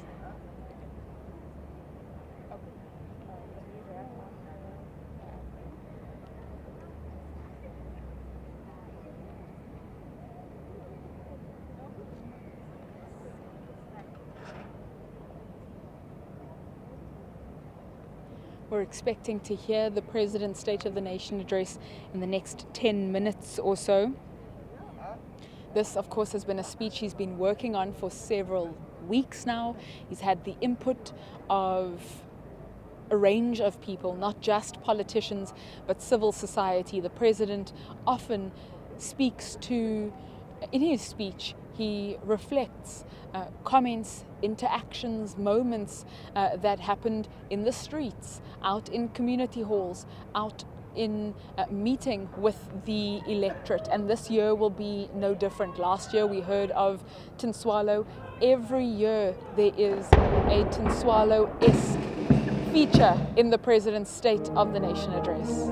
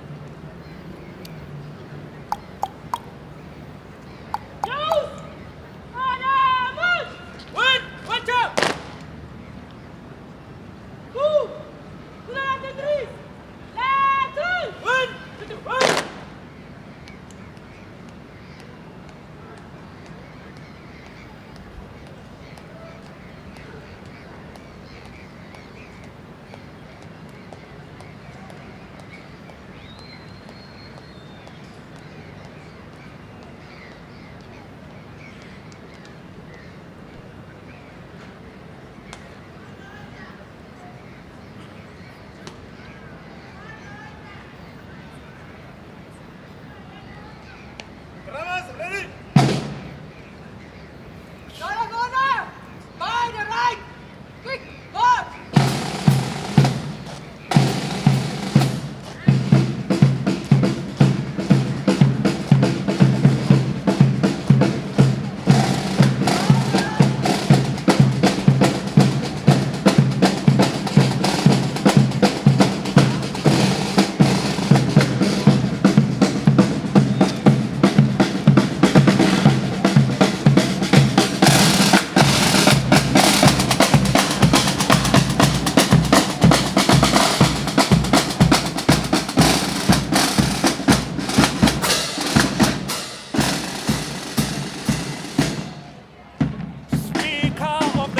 Assembly,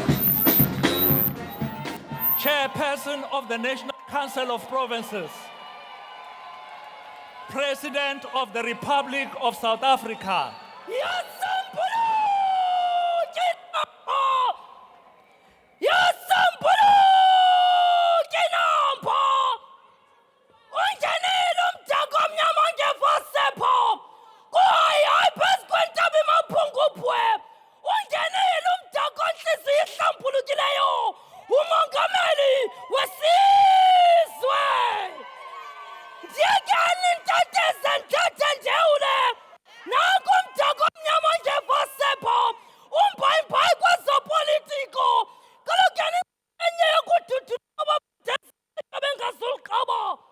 uzuthi wakunyuka lo ntaba ungalibali ukunyeka emva ukuzuthi wakudibana nemidlambila kwingcaphu yentaba umemeza ucamaku madola amnyama eAfrika qhubeka kusiphatha ngezo zandla zingenamikhinqi nditsho wena sifuba sibanzi sokweleka abasweleyo xalabali banzi lokothula imithole kwabasindwayo nditsho wena sangola hachivase muduhulu waralusiwelo Matamela, a hero with roots in Soweto, the son of the soil, a man of courage with strength and grace.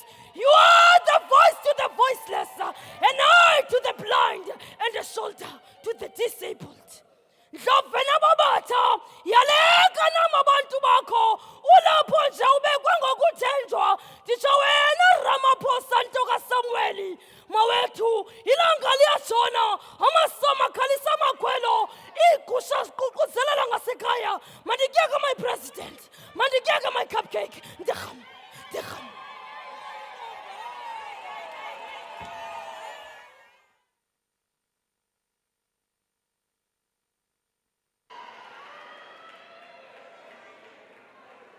Order, honorable members.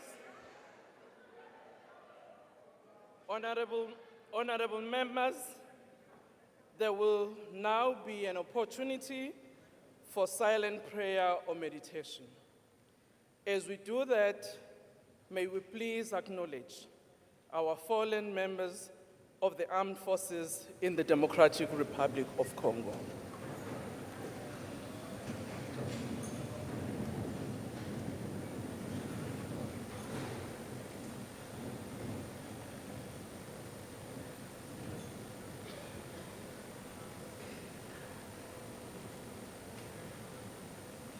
Thank you, and please be seated.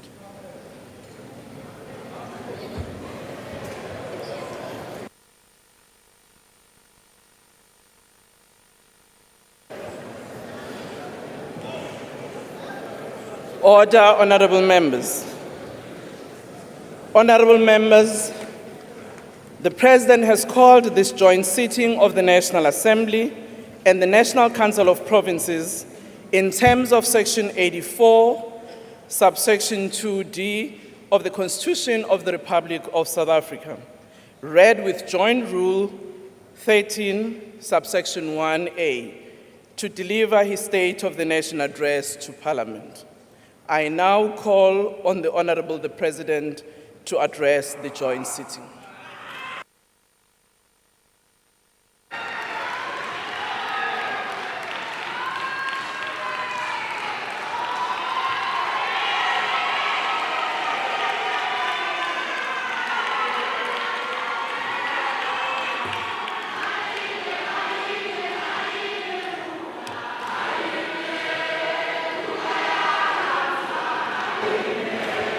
Order, honorable members. Order, honorable members, can we please take our seats? Honorable members, can we please take your seat and allow the President to address the House and the nation?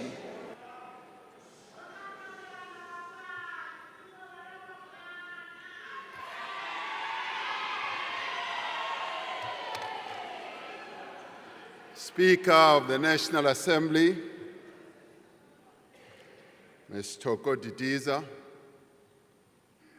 Chairperson of the National Council of Provinces, Ms. Refilwe Ntshweni-Tsipane, Deputy President of the Republic of South Africa, Paul Mashatile, Chief Justice of the Republic, Mandisa Maya, and Judges President, former President of the Republic, Mr. Thabo Mbeki, former President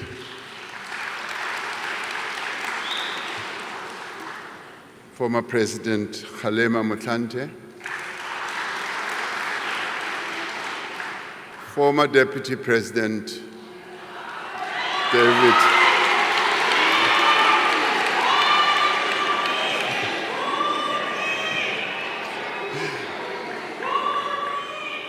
David Mabuza, former Speaker of the National Assembly, Ms.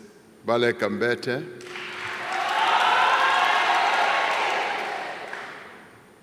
former Deputy Speaker of the National Assembly, Mr. Lichisa Tsinodi, and former Chairperson of the National Council of Provinces, Mr. Amos Masondo, Mayor of the City of Cape Town, Mr. Gordon Hill-Lewis, Dean of the Diplomatic Corps, Regional Deans, and Heads of Missions, Members of Parliament, and fellow South Africans. We gather here as we mourn the death and tragic death and devastating loss of 14 South African soldiers who were part of a mission to bring peace to the Eastern Democratic Republic of the Congo.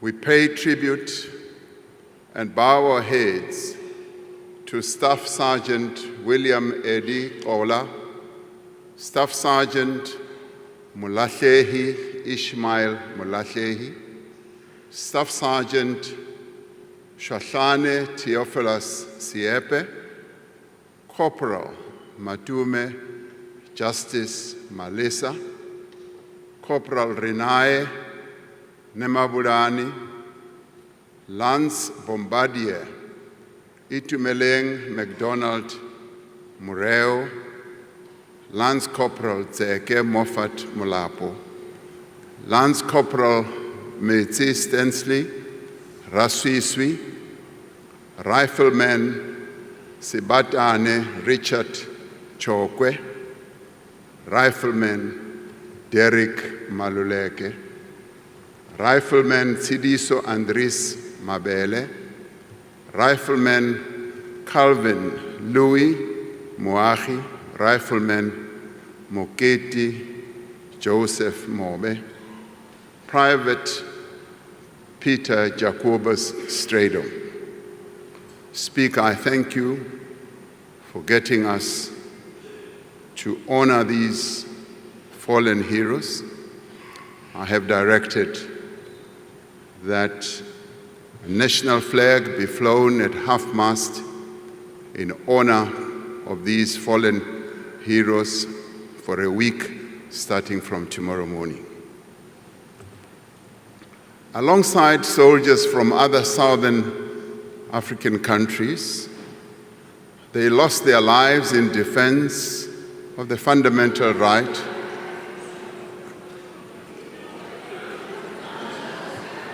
of the Congolese people to live in peace and security. They lost their lives not in the pursuit of resources or territory or power. They lost their lives so that the guns on our continent may be forever silenced. So we salute them. My fellow South Africans, this State of the Nation address is taking place as we celebrate 70 years since the adoption of the Freedom Charter at the Congress of the People in Kliptown in 1955. The Freedom Charter is the cornerstone of our democratic constitution. It sets out a vision of a united, non-racial, non-sexist, democratic and prosperous South Africa. It also sets out a vision of a country in which government is founded on the will of the people of South Africa, where the land is shared among those who work it, where the people share in the country's wealth and in all that the country produces and are all equal before the law. It is this vision that continues to guide us as we work to build the nation that we all want. It is the spirit of the Congress of the People that inspires us as we prepare for a national dialogue in which South Africans are once again called upon to chart a new path for our country.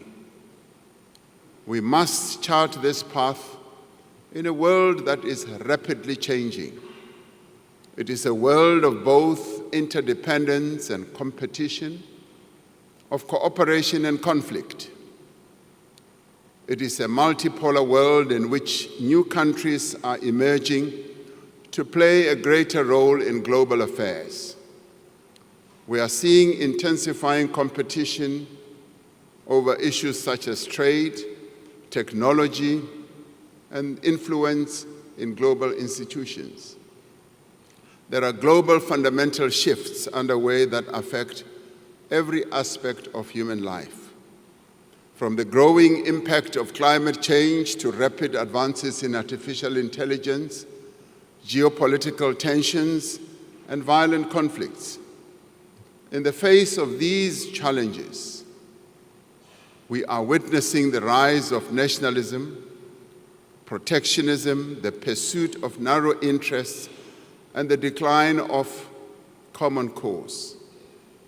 This is the world that we, as South Africa, a developing economy, must now navigate.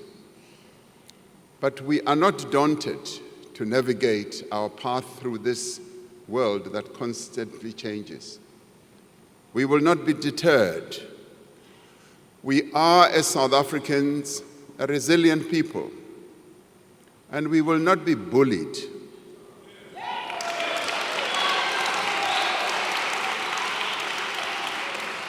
We will stand together as a united nation, and we will speak with one voice in defense of our national interests, our sovereignty, and our constitutional democracy. By standing true to our values, by harnessing our unique strengths and endowments, and by forging a common purpose, we can turn these trying circumstances to our advantage and propel our country forward. As South Africans, we stand for peace and justice. We stand for equality and solidarity. We stand for a non-racial future, and we stand for democracy and tolerance as well as compassion. We stand for equal rights for women, for persons with disability, and for members of the LGBTQIA+ community. We stand for our shared humanity, not for the survival of the fittest. So this evening, Let us speak of the nation that we want. Let us speak of the future that we want to build. Let us speak of the work that we as South Africans must do and the work that we are doing to build that nation and to build that future. We want a nation united in its diversity. At many difficult moments in our past, we found strength in working together towards a common goal. Through partnership, we brought peace and democracy to our country, which was once troubled. We overcame apartheid, a crime against humanity that denied people their human rights, that deprived them of the land and livelihoods, that sought to strip them of their dignity, that humiliated them. Through partnership, we overcame a devastating pandemic and rebuilt our country in the wake of state capture as well. Together, we have built durable institutions that support our democracy, that protect our fundamental rights and promote the well-being of South Africans. We have built meaningful partnerships between government and business and labor and civil society and other social partners to drive growth and development. These stand as models of cooperation for the rest of the world. South Africans are continuing to work together to confront our country's challenges and build a nation that works for all. Guided by the wishes of the people as expressed in last year's elections, we have formed a government of national unity to give expression to our culture of cooperation. As political parties, we have set aside our differences and agreed to work together for the good of all South Africans. In the last week, we have adopted the Medium-Term Development Plan, which sets out a clear and ambitious program for the next 5 years. The actions contained in the Medium-Term Development Plan will advance our 3 strategic priorities. Firstly, to drive inclusive growth and job creation. Secondly, to reduce poverty and tackle the high cost of living.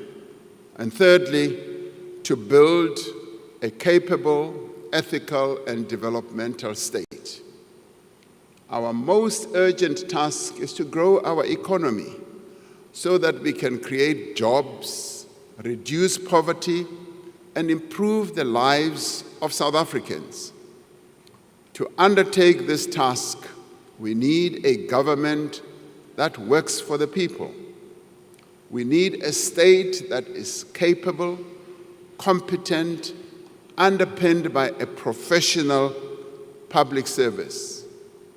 South Africans want a state that treats all people with dignity, humility, and respect.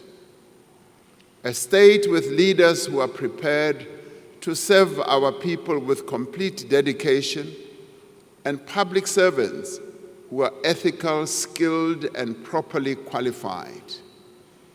To achieve these objectives, we are strengthening the role of the Public Service Commission in the appointment of key people who direct the affairs of our state, such as Directors General, Deputy Directors General, Chief Executive Officers of SOEs and board members and other senior positions. We will introduce a graduate recruitment scheme so that we may attract the best and the brightest in the public service. A capable state must start where our people live and work. In many cities and towns across our country, roads are not maintained. Water and electricity supply is often disrupted.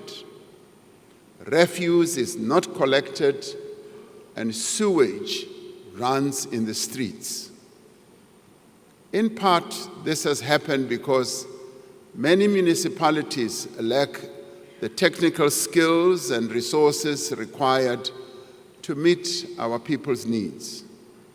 Many municipalities have not reinvested the revenue they earn or collect from these services into the upkeep of infrastructure. Starting this year, we will work with our municipalities to establish professionally managed ring-fenced utilities for water and electricity services to ensure that there is adequate investment and maintenance. Many of the challenges in municipalities also arise from the design of our local government system. We will therefore undertake extensive consultation to develop an updated white paper on local government to outline a modern and fit-for-purpose local government system. We will also review the funding model for municipalities. We will do so because many of our municipalities truly do not have a viable and sustainable revenue base. We will work with traditional leaders in the implementation of local development programs. We will also seek to work with our traditional leaders in ensuring that they continue their own work as we give them the recognition as the natural and indigenous leaders of our people. We will expand our support to municipalities that require assistance, drawing on the lessons of the Presidential eThekwini Working Group. We are seeing great progress in eThekwini as we implement the district development model, which enables all key role players, as in government, business, labor, and community-based organizations, to work together. As we work to reform the public service and build the capability of the state, we will harness technology to transform the way government works. We will invest in digital public infrastructure to give South Africans access to government services anytime, anywhere, through a relaunched government gov.za platform. At the heart of this transformation will be the implementation of a digital identity system.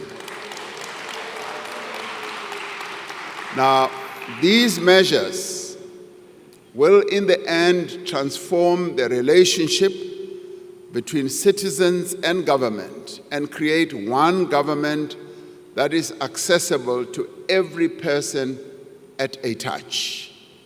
We want a nation with a thriving economy, an economy that benefits all. To create this virtuous cycle of investment, growth, and jobs, we must lift economic growth to above 3%. To achieve higher levels of economic growth, we are undertaking massive investment in new infrastructure while upgrading and maintaining the infrastructure that we have. We are developing innovative ways of funding infrastructure. We are engaging local and international finance institutions and investors to unlock 100 billion rand in infrastructure financing. A project preparation bid window has been launched to fast-track investment readiness. This includes revised regulations for public-private partnerships, which will unlock private sector expertise and funds. And government will spend more than 940 billion rand on infrastructure over the next 3 years. Now, this includes 375 billion rand in spending by state-owned enterprises. This funding will revitalize our roads and bridges. It will build dams and waterways. It will modernize our ports and airports and also power our economy. Through the infrastructure fund that we launched some time ago, 12 blended finance projects worth nearly 38 billion rand have been approved in the last year. These are projects in water and sanitation, student accommodation, transport, health, and energy as well. Construction of the M10 bridge in the Eastern Cape, the construction continues. This bridge will rise above the river between Port Edward and Lusikisiki and will become the tallest bridge in Africa.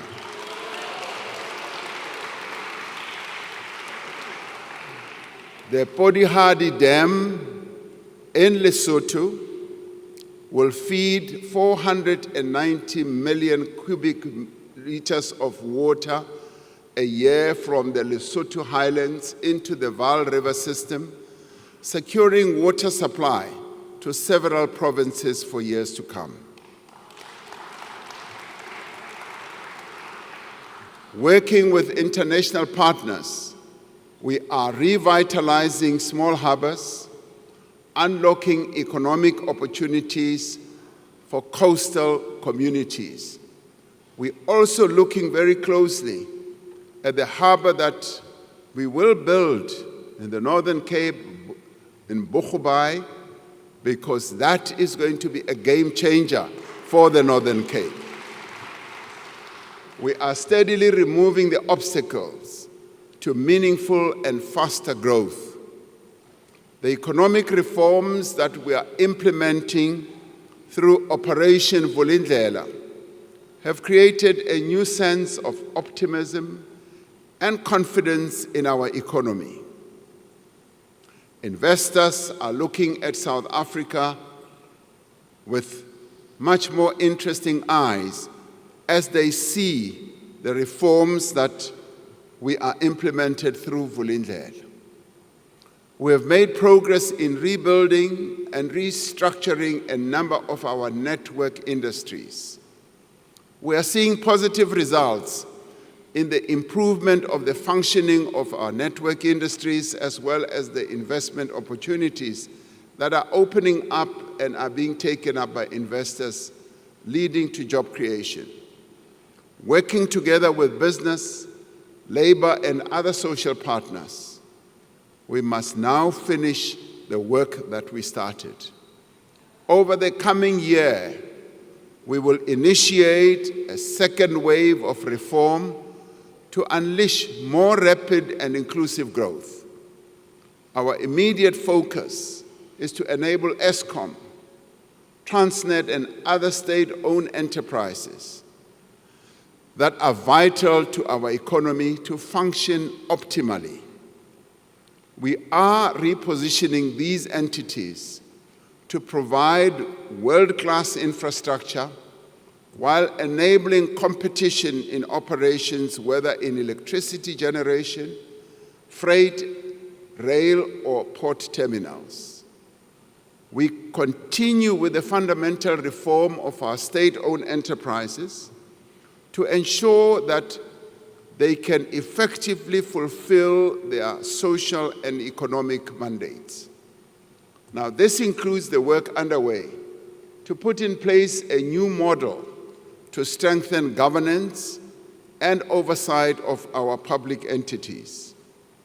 We will ensure public ownership of strategic infrastructure for public benefit while finding innovative ways to attract private investment, to improve services, and to ensure public revenue can be focused on the provision of public services. We are in the process of establishing a dedicated SOE reform unit to coordinate this work. The measures we have implemented through the Energy Action Plan have reduced the severity and frequency of load shedding, with more than 300 days without load shedding since March 2024. Now, while the return of load shedding for 2 days last week was a reminder that our energy supply is still constrained, we remain on a very positive trajectory, whether people like it or not. We now need to put the risk of load shedding behind us once and for all. And the Minister of Electricity will speak about it in about 2 weeks or so when he presents to Parliament. We need to put that once and for all behind us by completing the reform of our energy system to ensure long-term energy security. The Electricity Regulation Amendment Act, which came into effect on the 1st of January, marks the beginning of a new era in our energy architecture. This year, we will put in place the building blocks of a competitive electricity market. Over time, this will allow multiple electricity generation entities to emerge and to compete. We will mobilize private sector investment in our transmission network to connect more renewable energy to the grid. The Minister will tell us that we still need to install 14,000 kilometers of transmission lines. We therefore need to mobilize finance from a number of sources to enable this to happen. As we reform our energy system, we are continuing to build successful multilateral partnerships in the global effort to halt the devastating impact of climate change. Our just energy transition is gaining momentum. Over $13 billion have been pledged by the international community, and significant private capital is being invested locally. We are determined to meet our carbon reduction commitments and will do so at a pace and at a scale that our country can afford. We are revitalizing our port terminals and rail corridors through the Freight Logistics Roadmap, which was adopted by Cabinet, leveraging private capital to restore our logistics infrastructure to world-class standards. Transnet's performance has stabilized and is steadily improving. We released a network statement in December last year, which for the first time will enable private rail operators to access the freight rail system that will continue to be owned by the state. Open access to the rail network will allow train operation companies to increase the volume of goods transported by rail while our network infrastructure remains state-owned. This will ensure that South African minerals, the vehicles that we manufacture, our agricultural produce reach international markets, securing jobs and earning much-needed revenue for our fiscus. New cranes and other port equipment are being commissioned to speed up the loading and unloading of cargo and reduce waiting times for ships in our various ports. As we forge ahead with the reform agenda, an urgent priority is to ensure a secure and reliable supply of water across the country. Many people in our cities, towns, and villages are experiencing more and more frequent water shortages as a result of failing water infrastructure. It is impossible to live without water, as we all know, and it is impossible for the economy to grow without water. We are therefore taking a series of decisive actions to resolve the water crisis, to enable our people to get water where they live, whether in townships or in the rural areas. We are investing heavily in expanding our water resources. Wherever one goes in our country, we often hear our citizens raising the issue of water continuously. So we are raising this issue to a much higher level. And like we did with electricity, I know and I am hopeful that we will resolve the water crisis that we have.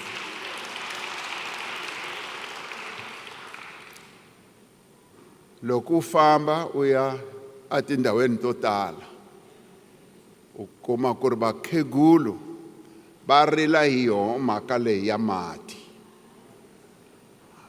Va ku byela ku ri hi hava mati, hi lava ku ri hulumeni a hi tisela mati, hi ta swi endla swaleswo. Hi lava ku ri mi tiva kahle laha mi nga tshama kona ku ri mati a ta va kona, hi ta wa tisa mi wa kuma. To date, the Infrastructure Fund has secured 23 billion rand for 7 large water infrastructure projects. We have ended delays in major water infrastructure projects like Phase 2 of the Lesotho Highlands Water Project and the Umkomazi Dam. Work is underway to prepare for construction of the Ntabelanga Dam on the Umzimvubu River to supply additional water for domestic use as well as for irrigation in the Eastern Cape. Within the next year, we will complete the establishment of the National Water Resource Infrastructure Agency to unlock much greater investment in water projects. Through the Water Services Amendment Bill, we will introduce a licensing system for water service providers and remove licenses where providers do not meet the standards for quality drinking water. As part of our reform agenda, we will ensure that our focus on water is intensive and it speeds up. As we move ahead with our reform processes, we will continue to enhance our visa system to make it easier for skilled people to invest in our country and to grow tourism. This year, we will launch the electronic travel authorization system to enable a secure, fully digital visa application process. Now, this system will use artificial intelligence and automation to reduce the scope of corruption, and enable rapid turnaround times for tourist visas. We have cleared over 90% of the backlog of more than 300,000 visa applications.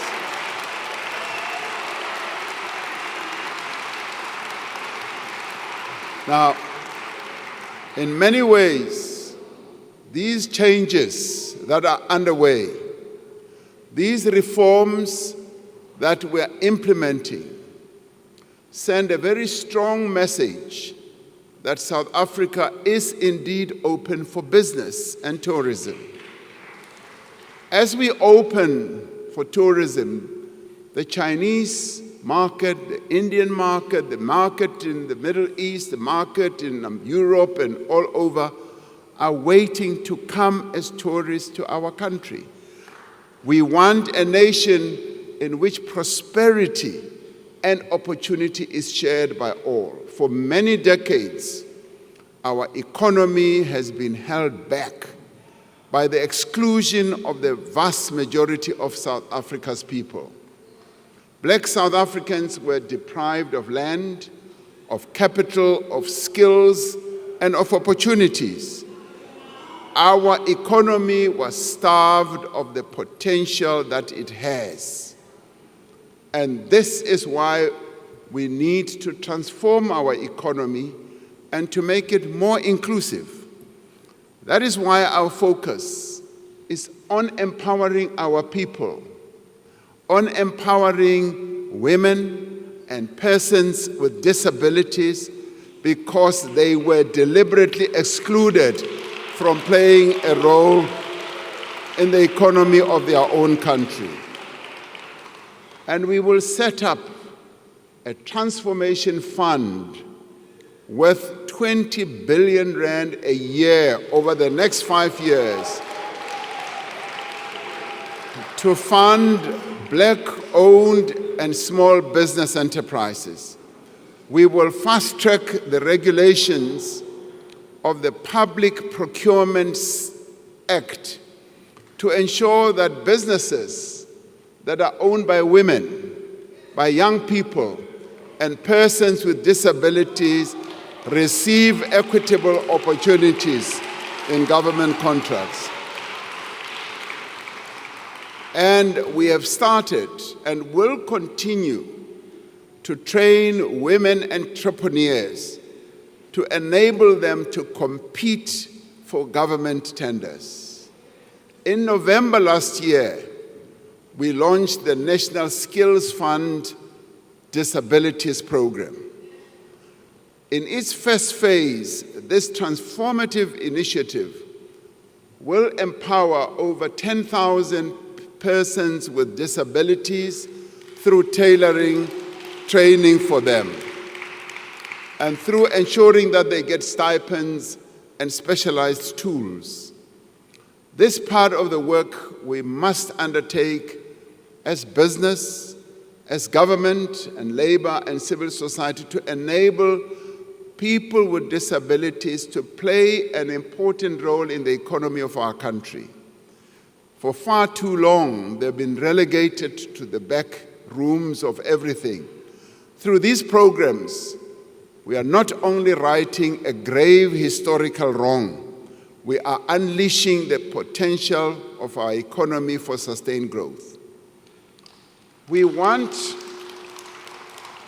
a nation where there is work for all, where every person can earn a decent living and realize their potential, where the rights of workers are protected and working conditions are improved, where women and men receive equal pay for work of equal value.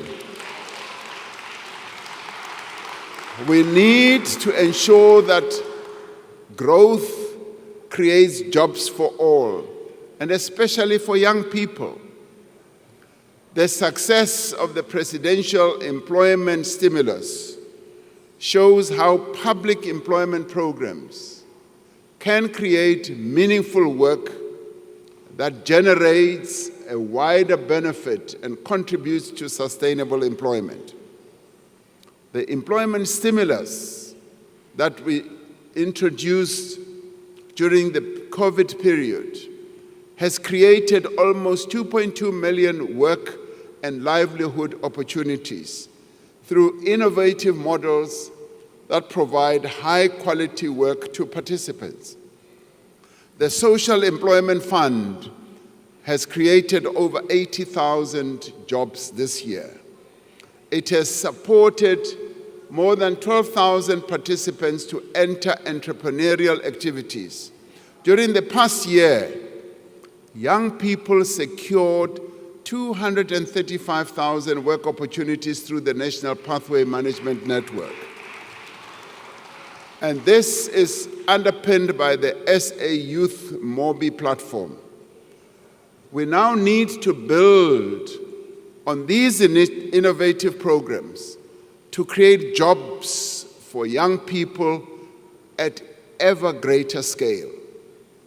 And to create jobs, we must leverage our unique strengths as well as our unrealized potential to build the industries of the future, as in green manufacturing, renewable energy, electrical vehicles, and the digital economy that is also driven by artificial intelligence. This year, we will finalize a modernized and comprehensive industrial policy that drives economic growth. We will achieve this ambition by focusing on the opportunities in localization, diversification, digitization, and decarbonization. We are working towards the full implementation of the African Continental Free Trade Area, which will tear down the barriers to trade on our continent. As the most industrialized economy on the African continent, we are positioning ourselves to be at the center of this new growing market. We are harnessing the sun and the wind to make our country a leader in renewable energy and green manufacturing. With an abundance of cheap green energy, we can produce products that are competitive anywhere in the world and create hundreds of thousands of new jobs in this process. We are making sustainable use of the rich abundance of the South African earth by supporting our farmers, improving our logistics network and rural supply chains, and opening new export markets for products that we grow or produce. We can significantly expand our agricultural sector. We want South Africa to be leading in the commercial production of products such as hemp and cannabis, a product that is so well known in the Eastern Cape and KZN, a product that our forebears have produced for generations and generations. We can add modern value to it and bring it to the shelves of the entire world. We are breathing new life into the mining industry, which remains one of our most important and valuable endowments. I often say that mining was the bedrock on which our economy was built, and it continues to be a sunrise industry. We are on track to implement a new, modern, and transparent mining rights system this year, which will unlock investment in exploration and production. We will put in place an enabling policy as well as a regulatory framework for critical minerals. By beneficiating these minerals here in South Africa, we can make use of the extraordinary wealth that lies beneath our soil for the benefit of our people. Even more valuable than our natural resources are the diversity, the energy, and the talent of the people of this country. The services sector is now the largest part of our economy, ranging from financial services to retail, hospitality, tourism, and the burgeoning creative industry. The tourism sector is growing rapidly, with close on to 9 million tourists having visited our country last year. One of the attractive sites in our country, which we want to see growing more and more, is Robben Island. I visited Robben Island on the 8th of January. And I got to hear that in a year they are now going to receive 300,000. They want to grow it to 500,000 visitors in a year. And most of these visitors are South Africans. So we will grow tourism through our visa reforms, through increasing the number of flights to key destinations, and through the marketing of our country as the best country to visit in the world. And we have also seen strong growth in digital services, as well as business process outsourcing, as well as data centers. As the need for data grows in the world, our country is seen as a reservoir of having data centers. And this is continuing to create jobs for young people. To support this growth, we are investing in skills development for the industries of the future. The Jobs Boost Fund has pioneered a new model that links funding for skills in demand for the successful placement and particularly employment of young people. We are expanding our support for small and medium enterprises and for the informal economy, which sustains millions of jobs as well as livelihoods across our country. This includes streamlining funding for small businesses, unlocking venture capital for high-growth startups, and developing a regulatory environment that enables rather than restricts informal enterprises. To build an innovative economy, the Department of Science and Technology and Innovation will establish an innovation fund to provide venture capital to tech startups that emerge from our higher education institutions. We are calling on business to use the SA Youth Mobi platform, which currently has some 4.5 million young people registered for their hiring purposes. We're calling on business to support the Youth Employment Service to scale up workplace experience opportunities over the coming year. We want a nation where no one goes hungry. For 30 years, since the dawn of democracy, we have worked together to reduce poverty. Today, our country spends around 60% of our national budget on the social wage, on health, on education, on social protection, community development, and public employment programs. More than 28 million unemployed and vulnerable people in our country receive social assistance.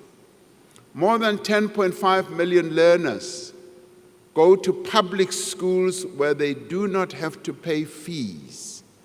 Last year, over 900,000 students from poor working-class backgrounds and poor families and working-class backgrounds received funding to study at universities and colleges.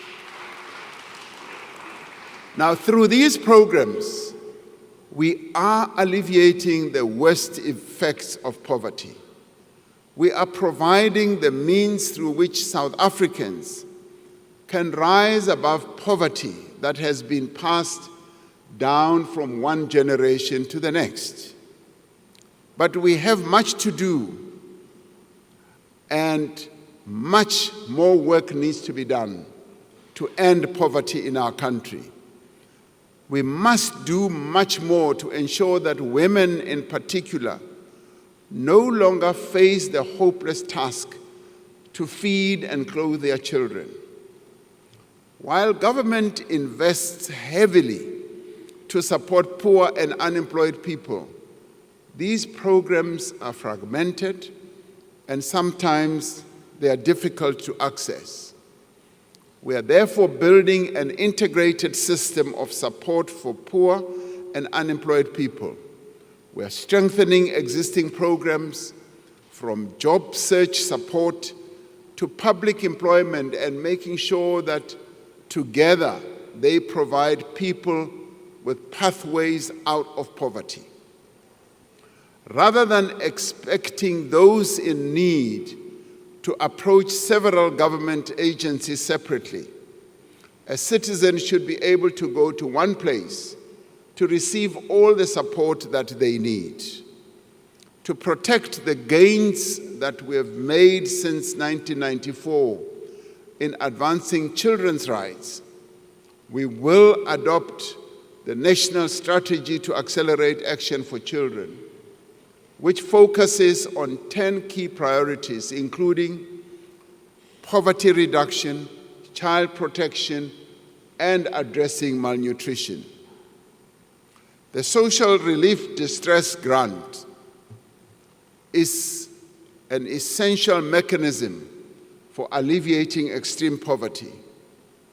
We will use this grant as a basis for the introduction of a more sustainable form of income support for unemployed people.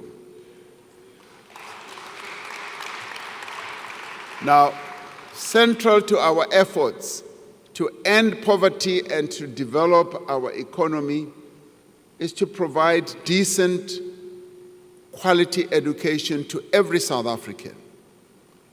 We are immensely proud of the achievements of the matric class of 2024.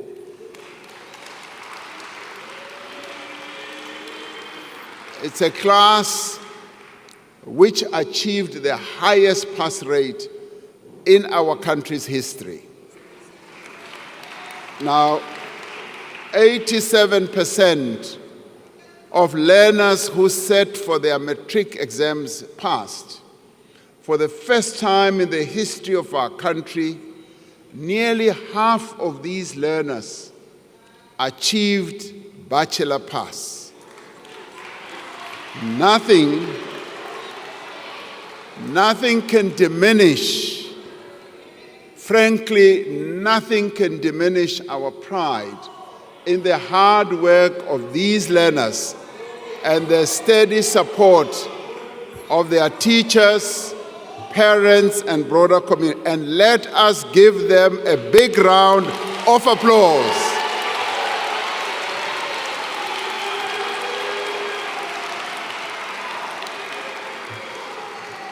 We should all be proud of the class of 2024. But our immediate focus is to expand access to early childhood development for every child. Now, this will be achieved through registering and formalizing existing ECD centers and ensuring that they have the facilities, the training and material that they need to provide quality learning. We will focus on ensuring that every child can read for meaning in the foundation phase to set them up for success in later years. To achieve this, we are implementing mother tongue-based bilingual education. We do this to improve literacy and numeracy, and rolling out lessons plans, reading books, and other interventions that have been proven to work. The Funza Lushaka bursary scheme will continue to prioritize students who want to pursue a teaching career in the foundation phase. Last year, we signed the Basic Education Laws Amendment Act, which was passed by this Parliament.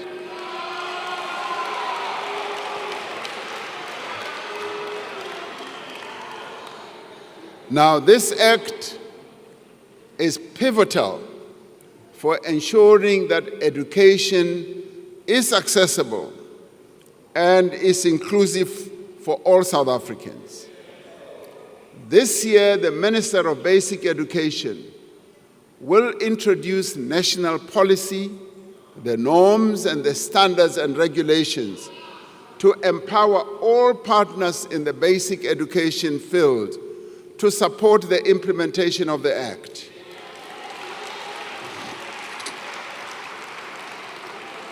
Now, to ensure that the economy has the skills that it needs, we are increasing the production of artisans through TVET colleges.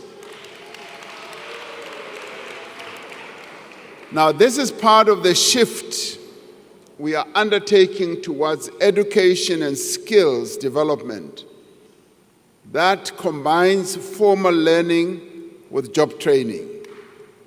Now, drawing on the models that have proven to be so successful in other countries, we're calling on the private sector to offer young people experiential learning opportunities while they undertake their studies. We are implementing phase 1 of the comprehensive student funding model for higher education to address the needs of the missing middle. This will support approximately 10,000 students in the first year. We want a nation in which there is quality health care for all. This year, we will proceed with the preparatory work for the establishment of the National Health Insurance. Now, this includes developing the first phase of a single electronic health record system, the preparatory work to establish the ministerial advisory committees on the health technologies and healthcare benefits, and an accreditation framework for health service providers. The NHI will reduce inequalities in healthcare by ensuring that everyone gets fair medical treatment. Now, the NHI will save many lives by providing a package of services that include, for example, even more especially, maternal and newborn care and services also for people living with HIV, those with TB, and those suffering from non-communicable diseases such as heart disease, cancer, and diabetes. Our most immediate priority is to strengthen the health system and improve the quality of care. A vital part of this is the modernization, the improvement, and the maintenance of existing health facilities and the construction of new hospitals and clinics. A number of hospitals are under construction or are undergoing revitalization. Now, these include the Limpopo Central Hospital, the Siloam District Hospital in Limpopo, the Tlhabeng Regional Hospital in the Free State, the Bambisana District Hospital, Zitulele District Hospital in the Eastern Cape, and the Bupelong Psychiatric Hospital in Northwest. Now, our projects, rather other projects, are at various stages of design and development. Now, this includes the replacement of 3 existing new central hospitals, 5 new district hospitals, 5 community health centers, and a new psychiatric hospital. To improve patient experience, we are putting more emphasis on reducing waiting times, cleanliness, and staff attitudes in the public health facilities.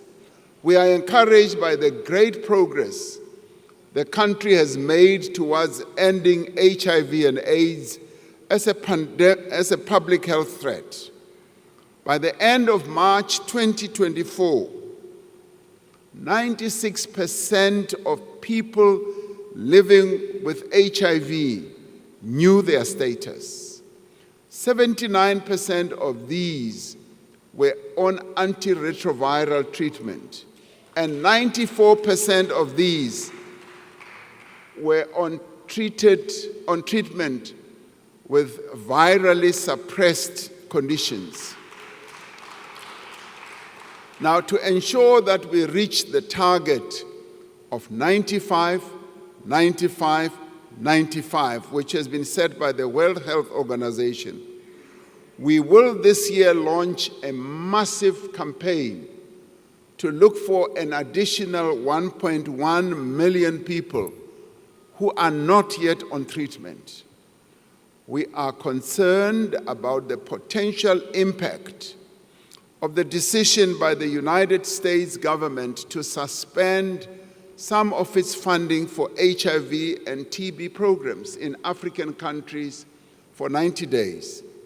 Now, this funding that we get accounts for about 17% of our country's HIV spend. We have been able, over the years, to provide funding from our own resources, our own fiscus, for our HIV and TB programs.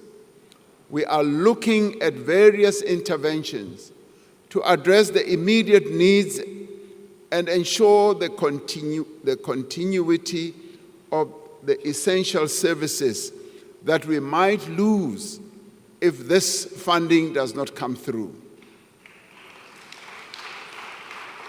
Now, to tackle inequality, we do need to undo apartheid special planning, which has scarred our country, our cities, and forced many people to live far away from areas of work and opportunity. We have delivered millions of housing opportunities since 1994, providing safety as well as dignity to poor households. Yet the practice of building housing developments on the periphery of urban centers has in many ways perpetuated inequality and urban sprawl. Going forward, we are going to build more housing in our city centers and closer to places of work and business. Now, we are redesigning our housing subsidies and directing more funding towards programs that enable people to buy or rent a home in an area of their choice. We will release more underutilized state properties for affordable housing development.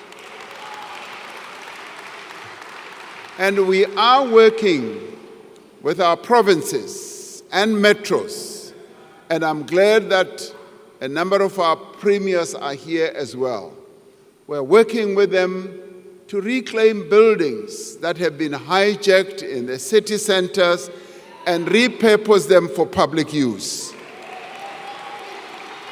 Now, we will provide 300,000 service stands to qualifying beneficiaries to enable housing development in well-planned, connected communities along key development corridors. We will clear the backlog of title deeds for subsidized housing, turning homes into household assets. And we will review land use, building, and other regulations to enable low-cost property development, including backyard housing. This represents a fundamental rethink of how the state delivers housing at scale while turning our cities into engines of growth and opportunity.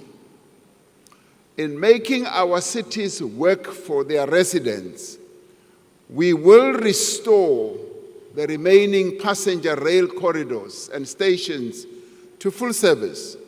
More than 80% of passenger rail corridors have been returned to service. Now, PRASA has introduced over 200 modern, locally produced trains on its network to provide a low-cost option for public transport. Over the next 5 years, we will restore PRASA's signaling system so that we can put all our new trains to work and commuters can be assured that they can reach work safely, affordably, and on time. Now, we also want a nation in which everyone is safe.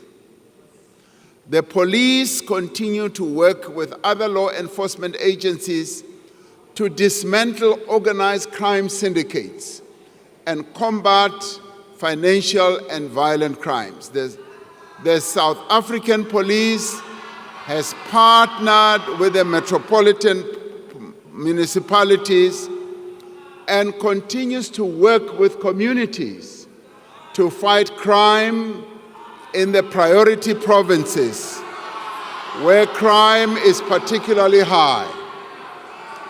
Now, we are intensifying Operation Shanela. Shanela has been successful in arresting suspects, recovering firearms, and seizing stolen vehicles. And we must continue to tackle the scourge of gun violence that has continued to plague our society for decades. I have asked the Minister and the National Commissioner of Police to prioritize reducing gun-related crime and violence. Now, this includes preventing the diversion of firearms into the illicit market and recovering illegal firearms in circulation. We know from international evidence and our own experience that this is the most effective way to reduce overall violent crime. The detective service, which is crucial to solving cases, will expand by 4,000 personnel through the internal recruitment processes. And we are we are working on adopting surveillance, analytics, and smart policing solutions for modern law enforcement. We have seen the value of technology in fighting crime, and a number of countries that have opted to utilizing technology have made great progress. And by utilizing artificial intelligence in its fraud risk detection and verification work, SARS has prevented the leakage of over 95 billion rand in impermissible refunds. It has recovered 20 billion in revenue and dismantled an illicit tobacco and gold scheme. We continue to work across society to end the violence that is perpetrated against women. We have promulgated the National Council on Gender-Based Violence and Femicide Act, establishing a national structure to oversee a coordinated response to this crisis. We will ensure that the Council is fully functional and properly resourced. We continue to strengthen support to victims of gender-based violence. There are now 65 Tutuzela centers across the country. Out of the 52 districts in our country, 44 have gender-based violence shelters. All police stations in the country now have victim-friendly services. And another 16 sexual offenses courts will be established in the next financial year. Now, we want a nation that deals with corruption. Last year, we established the Investigating Directorate Against Corruption as a permanent entity of the NPA dedicated to investigating and prosecuting high-level corruption. We will ensure that the Directorate is fully resourced and have access to information that it needs to prosecute state capture cases and hold those responsible to account. We are establishing a world-class digital forensic lab to support the investigation of complex corruption and financial crime. We are making steady progress in implementation of the recommendations of the State Capture Commission, including signing into law several legislative reforms. The Special Investigating Unit and Asset Forfeiture Unit report that over 10 billion rand has been recovered in state capture-related cases. Now, this year, the Department of Justice and Constitutional Department will report on the review of the Anti-Corruption Architecture, National Anti-Corruption Advisory Council. This is expected to streamline legislation to eradicate duplication of mandates and foster greater cooperation between law enforcement agencies. And we will finalize the whistleblower protection framework and introduce the Whistleblower Protections Bill in Parliament during this financial year. And this year, we will strengthen South Africa's system of dealing with terror financing and further legislative systems improvements. To secure our removal from the International Financial Action Task Force grey list, we have made significant progress in addressing the weaknesses that were identified in our law enforcement system, with 16 out of 22 action items fully addressed. We want a nation that is at peace with the world. We want to continue through our international relations to advance the well-being of the people of South Africa as we seek to advance the well-being of humanity. Now, we will work to strengthen our trade relations around the world and to leverage our strong and diverse global alliances to make our economy more resilient. The key pillars of our foreign policy remain the promotion of human rights, peace and friendship, and the strengthening of fair trade and investment ties with other countries. Now, these are the principles that guide our presidency of the G20 this year. We have chosen the theme of solidarity, equality, and sustainable development to underscore the need for cooperation and partnership amongst the countries of the world. For the first time in its history, the G20 is being hosted on the African continent. And this is particularly important following the admission of the African Union as a member of the G20. It is a great opportunity for us to place the needs of our continent and the rest of the global South more firmly on the international development agenda. Our G20 presidency is a valuable opportunity for South Africa to advance efforts towards greater global economic growth and sustainable development. Africa remains at the center of our foreign policy. We continue to work to strengthen the African Union, to support the achievement of peace, development, and economic integration on our continent. We know that our future prosperity is intricately linked and bound to the prosperity of the African continent. For South Africa to thrive, we must ensure that Africa does indeed thrive as well. And we must silence the guns on our continent.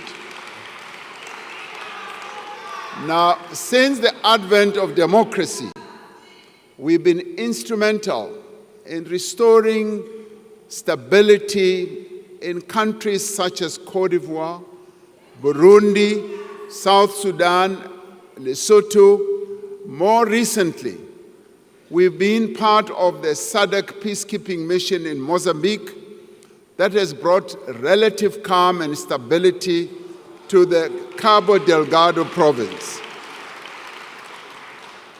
The presence of South African peacekeepers in the eastern DRC is testament to our continued commitment to peaceful resolution of one of the world's most intractable conflicts that has gone on for years and that has cost millions of lives and displaced many people. Now, we call on all parties to embrace the current diplomatic efforts to find a peaceful resolution, including honoring the Luanda process.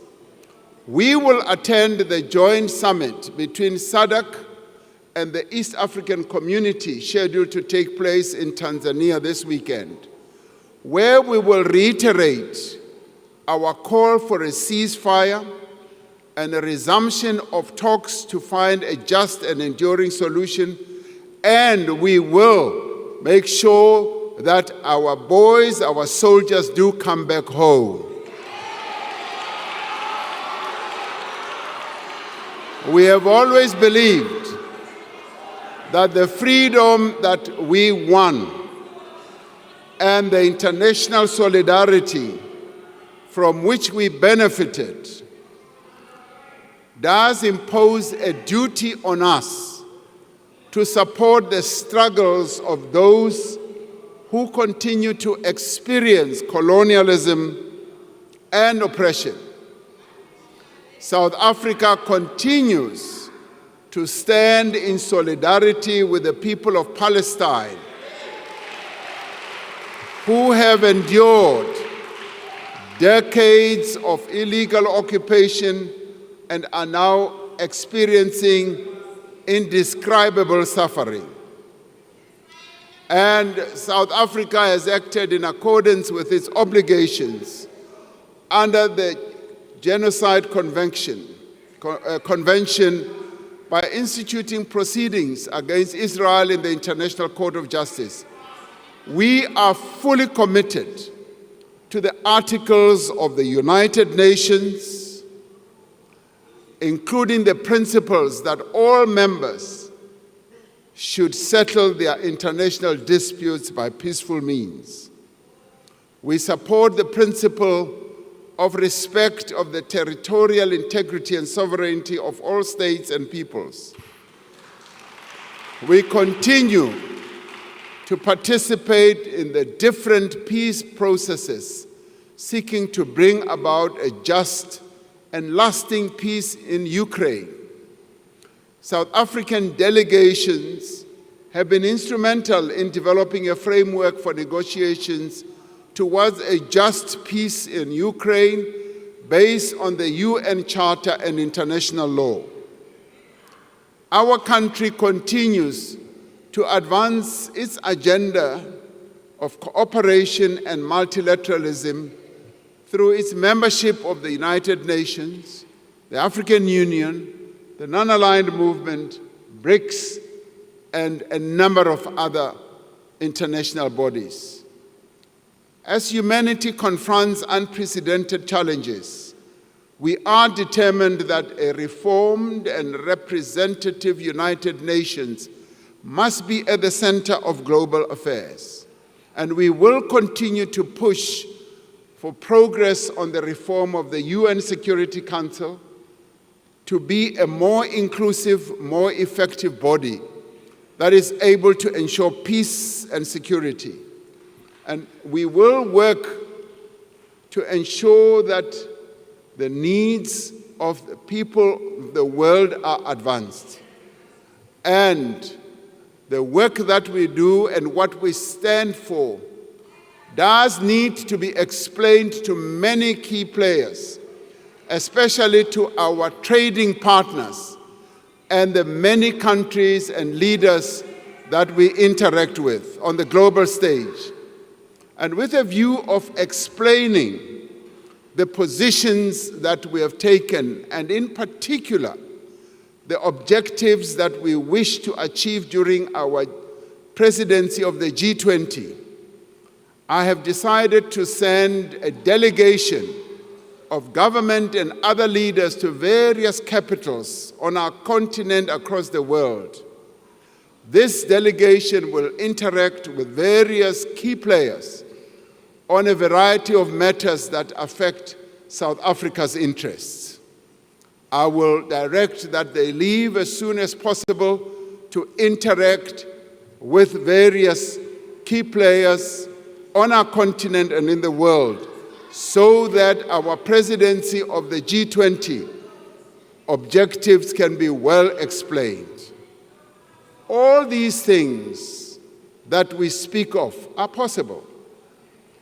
As South Africans, we know the power of cooperation, of what is possible when people of different backgrounds, different races, cultures, languages, and ethnic groups and religions come together behind a shared objective. The formation of the Government of National Unity provides us with an opportunity to show once again that we can achieve what we can achieve by working together. And I call on all South Africans, united in our diversity, to come together in the national dialogue that we are going to have to define a vision for our country for the next 30 years. The national dialogue must be a place where everyone has a voice. It must be a place to find solutions that make a real difference in people's lives. The dialogue must reaffirm that each and every one of us has a role to play in building the nation that we want. We must therefore be builders and not people who seek to destroy the future of South Africans. While we may differ on many issues, we agree on one thing, that we need to build a better South Africa and improve the well-being of our people, and that we should do so not by sitting on the sidelines and shouting. We should be in the scrum working to develop the lives of our people. And so, as we enter the new era in the world and in our own country, let us speak of empathy, of compassion that we have for one another. Let us speak of the pride that we have of our country and all that we have achieved. Let us speak of the determination that won us freedom and drives us forward now to a better future. With this determination, we will work together to make this an era of growth, of progress and transformation. We will work together to build the nation that we want. And we will only be able to do it by working together and not by shouting together. And we will only be able to do it by ensuring that we as the leaders ensure that those who will come after us, our children and our great children, inherit a country that we have helped to build, not to destroy. Thank you very much.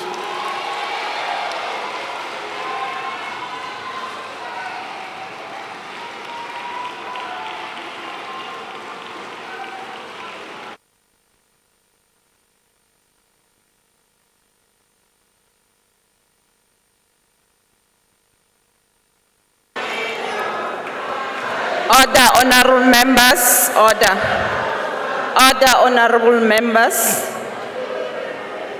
I thank the Honorable, the President. Order, honorable members. After I have adjourned the joint sitting, members should rise and remain at their places until the procession has left the chamber. The guests in the gallery should remain seated until the judiciary has left, and the ushers will indicate when the doors are open.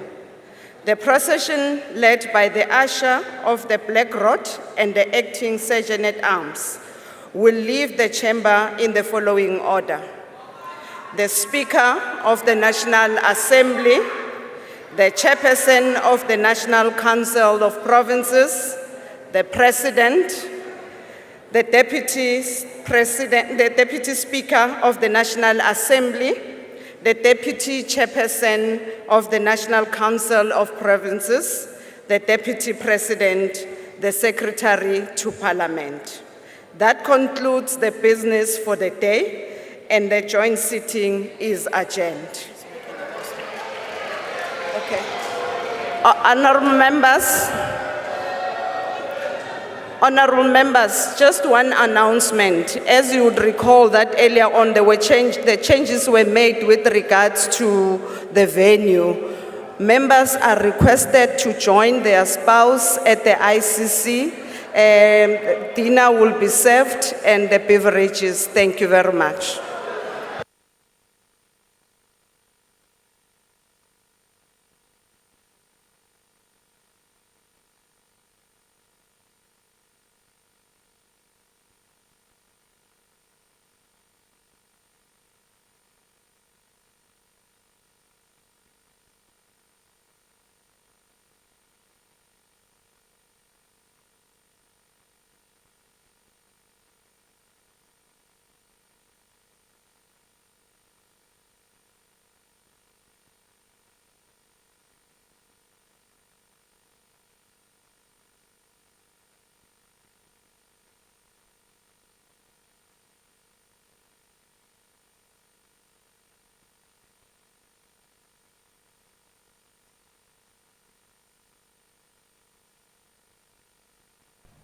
All right, everyone is leaving the chamber now in a supposedly orderly manner.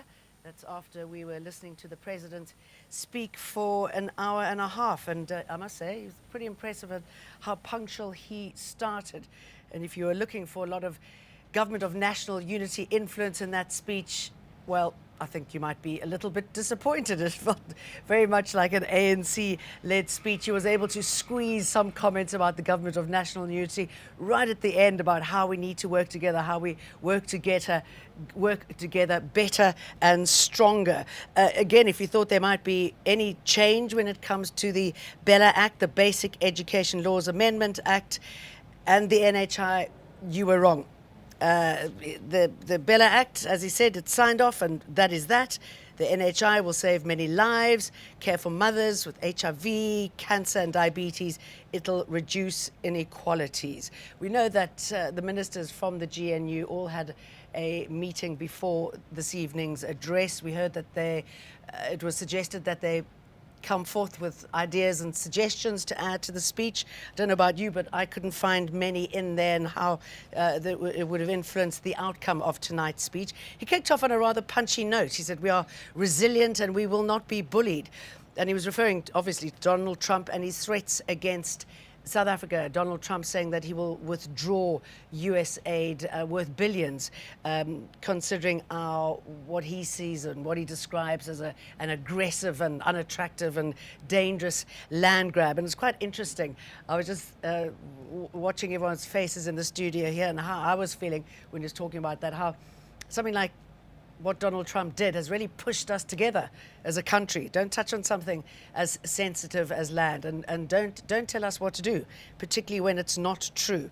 The president talking about democracy, tolerance and compassion. He also spoke about equal rights when it comes to LGBTQIA+, and another message, another jibe to Donald Trump, who's scrapping anything to do with that. I don't know if you remember that during Trump's inauguration, he just said that there are two genders, male and female. So Cyril Ramaphosa just saying that, firstly, don't tell us what to do, and we will support everybody. As expected, there was quite a bit on geopolitics this year, more than any other, considering what's been happening there, going back to the US. Also, as far as the DRC is concerned, he says our peacekeepers need to be there. It is an intractable conflict. And he's calling for a peaceful resolution, and confirmed that he'll be attending a summit this weekend where they will discuss peace. I mean, we've got several players there, Rwanda, DRC, and the ramifications in this proxy war are quite extensive, considering we lost 14 of our old soldiers, 14 of our own soldiers, SANDF. So before everything kicked off outside, there was a moment's silence. There was also a moment's silence before he started his speech. He spoke about a transformation fund. There will be 20 billion a year over the next 5 years, which will go into that development with technology there. He spoke about smart policing solutions. I mean, under Mkhunu, we've certainly seen a dramatic impact on policing in the country, the fact that more people have been arrested. I mean, a real turnaround from his predecessor, Bheki Cele. So these policing solutions will come into effect, and hopefully it'll make more of a dent on the incredible crime and violence that we have in this country. There was applause when he spoke about the 90% of the backlog of more than 300,000 visa applications have been cleared. At the same time, he said there will be visa reforms, that we've got to boost tourism. He was just saying how the numbers are just keep on rising, and we must continue to push that. How many people love coming to our country? And the EFF, you might have noticed, they were very well behaved. I was looking at some of your comments, your live comments coming through, and a lot of people were rather shocked at how well behaved they were, and you felt that you were missing out. But they did promise us a little bit earlier that this is their modus operandi, and they didn't speak out once. Ramaphosa said the government will spend 940 billion rand on infrastructure over the next 3 years. That's focusing on roads and bridges, and I'm slowing down as I'm saying that because this is a bit of copy and paste, isn't it? Just rewritten slightly, revitalizing our ports, our freight services, unlock water project. I mean, this is incredibly important for the country. We seem to be on a better trajectory when it comes to unlocking power, when it comes to our electricity supply. But when it comes to water, it's a situation that's getting a whole lot worse. He said we're going to promote hemp and cannabis. We've heard that before. He also said there will be more protection for whistleblowers. Again, we have heard that before. That is something that needs to be tackled. He said we're going to be breathing new life into the mining industry. As you know, there's been a mining indaba that's been underway in Cape Town. And that's where Gwede Mantashe was saying that if the United States is going to withdraw aid, then maybe we'll withdraw access to our minerals. So that might be quite a good solution. And they're going to be cleaning up the backlog, any of the backlog and the red tape that hinders so much of our industry. He also said there'll be more housing in city centres, more affordable housing in city centre. And he'll also be clearing the backlog for title deeds. We're going to be going onto the red carpet now to find out what people think, if this speech has met their expectations, what was missing. We'd like to find out more about what was said during that meeting ahead of his speech with ministers from the Government of National Unity. I mean, there were several times when I looked at the ministers and the audience there. Some people were shaking their heads. What is it that's upset them? I mean, are we on a path now where we can see more sustained growth? Our economy has improved just a little bit, but it's not enough considering also the growth in our population.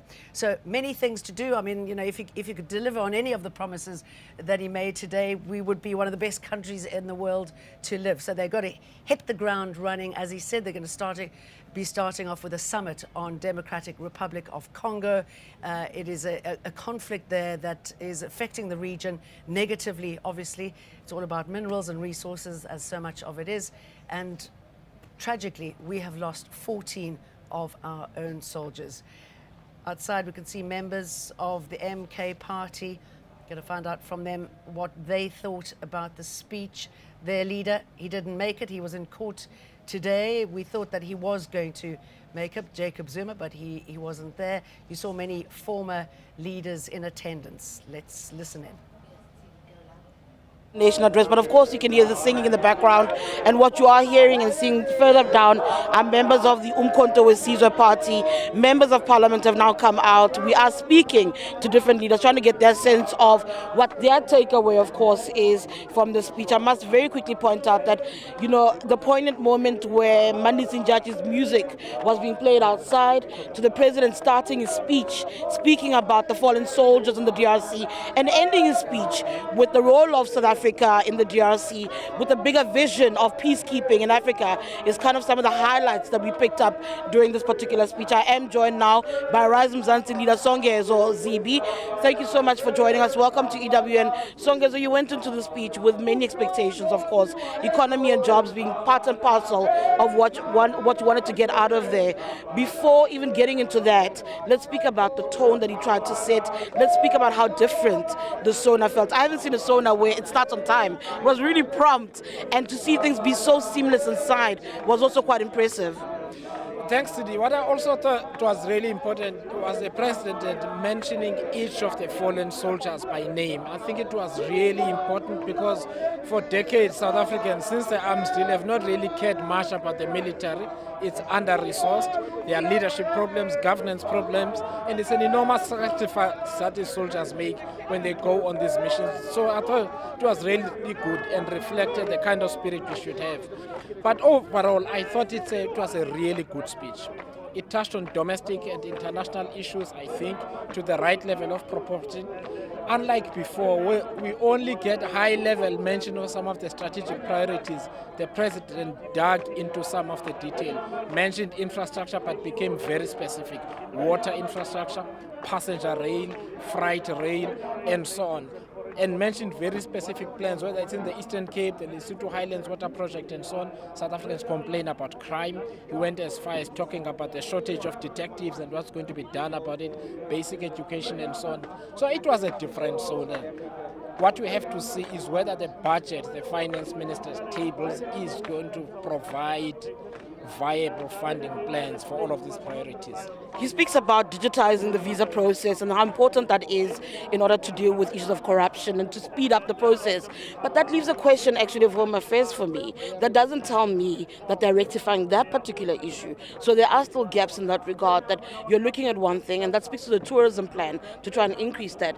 But bureaucracy is part and parcel of what goes wrong. He did touch, of course, on the public sector, but he didn't go into the nub of how you deal with some of these departments that are just really slow to take.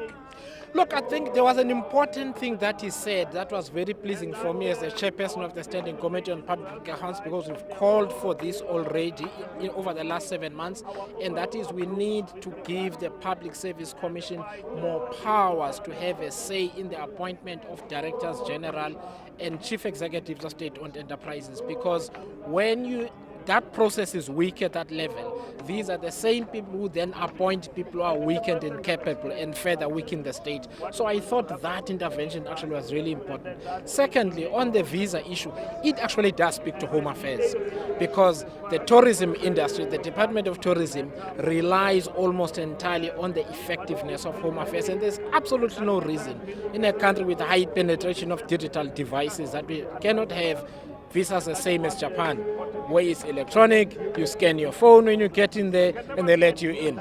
We should be able to do that, and it should begin to help us deal with corruption as well. In the lead up to this event, to this SONA, there was a back and forth among some of the GNU partners, and part of that was whether or not they're finding expression of themselves in what government is doing. As Rise Mzansi, when you listened, did you feel your vision, your views, what your desires were fully addressed? No, absolutely. Look, I think also our manifesto was possibly the most logical of them all. So if they hadn't touched on some of those things, then I think it would have been illogical itself. But I think there are some things that came out of this speech. I'll make one example. We've insisted for a long time that there is no reason for the state to own both the railway network as well as all the trains. We must own the rail network, but private operators can invest in the trains and go and secure customers so that the government does not have to spend the money itself. The president said it exactly like that. So that's just one example of the kind of thing that we've had in our manifesto that has found expression in the State of the Nation address. Thank you so much. That is Songezo Zibi, leader of Rise Mzansi, saying that they discovered themselves in that speech that was delivered by President Cyril Ramaphosa today. Of course, when he speaks about infrastructure, the president has announced that over 900 billion will be dedicated to infrastructure development projects over the next 3 years. And that's a big issue, because that's where you unlock not only development, but you also unlock the issue of employment opportunities. I do want you to scan a little bit of this area where we are, just take a look at what's happening down there. As you can see, members of the Umkhonto weSizwe Party. I see Mkhuleko Hlengwa from the IFP. I'm going to try to get him. He's also the Deputy Transport Minister. I'll grab the COCTA Minister right here, Mr. Velinkosi Nitlabisa. I want to sting you for 2 seconds. Hi, welcome to Eyewitness News. We are live. 2 seconds, we are live. Minister, I'm so sorry. Local government is a critical issue. It was mentioned by the president. It found a lot of attention in the speech. Your takeaway from the local government issues, but as well as the overall temperament of the speech. Yeah, this goes very well with the turnaround plan which we introduced last year as COGTA. And indeed, the white paper review is going to reimagine our municipalities, those that are not functional and those that are not viable. Under the review of the white paper, we will reimagine the new municipal space as we go forward. This will also address the question of the new funding model. The municipalities that are not receiving or collecting anything, the new funding model will address the reallocation of resources and funds to make our municipalities functional, because if municipalities are functional, South Africa will be functional. The motto of the 7th administration of COGTA is every municipality must work. The new funding model is going to achieve that, and the white paper review is going to achieve such. And again, South Africa is going to be a construction site. Roads, bridges throughout our municipalities should be under construction, which will in turn make the economy revive and grow and make our people to wake up every day to go to work, because if South Africa is a construction site, people will be working and life will be becoming better in every family. Mr. Tlhabisa, what will make things different this time around? We've heard these commitments before. It's not the first time that as a country we are told local government will turn around, that it needs dire intervention and it will happen. This time around, what makes it so different? Yeah, what is different already? Last year, we communicated into the media the turnaround plan. The turnaround plan addressed the question of the funding model. The president has made a commitment. We will be running with this program, and the white paper review is already underway. We will be presenting a complete set of a new white paper review in December 2025, which will be giving a completely new structuring of the local government in South Africa. That is going to be different. It's not going to be talking, but it will be action and a production of a new setup of the local government space with a new funding model to make our municipalities work. All right, thank you so much. That's Velinkosini Tlhabisa, Cooperative Governance Minister, who's speaking us today about what he took away from the president's speech with regards to what the portfolio that he looks after. People speak about the state of local government in our country and municipalities. They are in a dire state. Many are dysfunctional.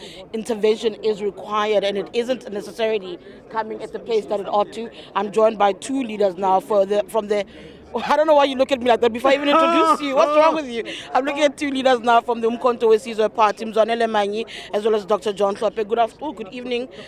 Your sentiments about the speech. First, the tone, and secondly, it started on time. I haven't been at a SONA in a very long time where at the clock, at the top of the hour, the president speaks, takes to the podium. I'll start with you. Well, we commend him for commencing the proceedings timeously, but that is as far as it goes. We came here with some writing material, hoping to take some copious notes, because we're an official opposition party, so that we can be able to engage constructively in our criticism. And we're hugely disappointed because the speech was hollow, definitely not inspiring whatsoever. It did not inspire. The president made a long speech. For example, he's talking about borrowing billions of rands to develop infrastructure. We welcome that move. However, our considered view as the MK party, infrastructure development should focus on rural areas, because that's where poverty is experienced firsthand by millions of South African people, black people that I'm talking about. Now, part of the problem, the president doesn't tell us where this money is going to be borrowed from, and we all know the devil is in the detail. If money is borrowed from the West, I'm talking about the World Bank, I'm talking about IMF, normally you have these stringent conditions which are very difficult to meet, right? right? I hope money will be borrowed. We hope, as the MK party, right? Well, I'm talking as a collective. We hope money will not be borrowed from those institutions. Rather, we should turn to BRICS and borrow money. And money which has been borrowed must be used wisely. It must not be stolen. It must be used for the purpose for which it was borrowed. He never misses a chance to speak about the state capture victories. A lot of people look at your political party and attach it to state capture allegations. What are your thoughts about what he said about fighting corruption? Did that ring hollow to you too? Fighting corruption is something that we welcome as the MK party. But what we do not like is selective prosecution of certain people who are not liked. The law must be applied evenly. If you now select certain people and you persecute them, I have every problem with that. The law must be applied evenly, generally, and equally. I can't let you go without speaking about your leader, former President Jacob Zuma. I know that he was meant to have appeared in court today. There seems to be suggestions that that date today was set to make sure he doesn't arrive here because he was intended to be a guest today. But one would imagine you've been a judge. Court dates are not set randomly ad hoc. Just your reaction to the allegations, the claims, suggestions that actually that was to try and keep him away from coming to the SONA, and what you know as somebody who's been a judge. Well, let's forget about the fact that I was a judge because I was fired summarily by CIL. Yes, impeached. I would rather focus on what I know. There is no evidence to my attention that this was done deliberately. But we all know anything to do with President Zuma, one is always suspicious because he is treated in a manner that is different from other people. So I would not rule out that as a reasonable possibility. I know for a fact our President Zuma wanted to come here today, and he's definitely coming.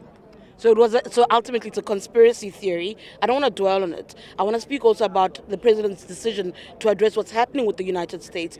Donald Trump, US president, somebody you have lauded. His re-election was something the MK party celebrated. The reaction to his speech and the tough stance that he took, saying we will not be bullied. Well, we welcome that. We are an independent country.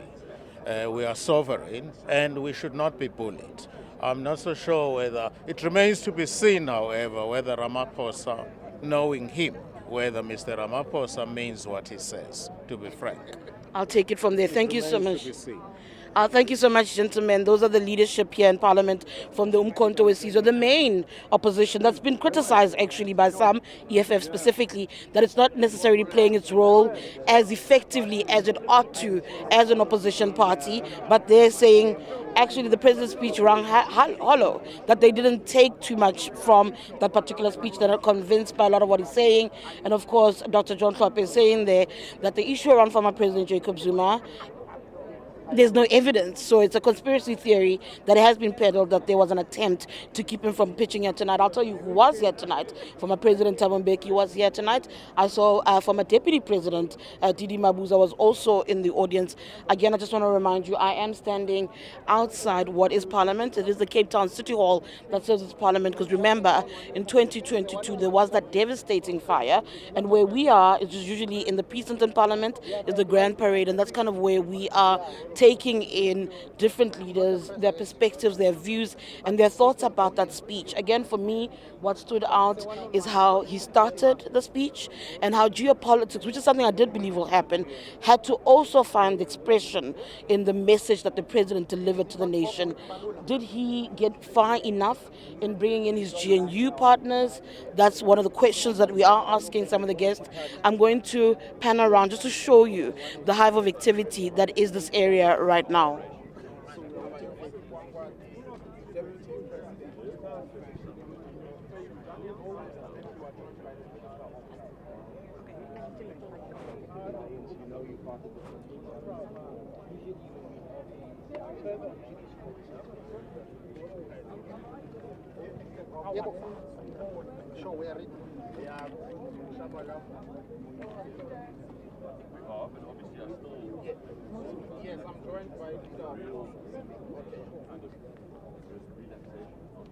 So you're seeing different leaders who are speaking to several media houses.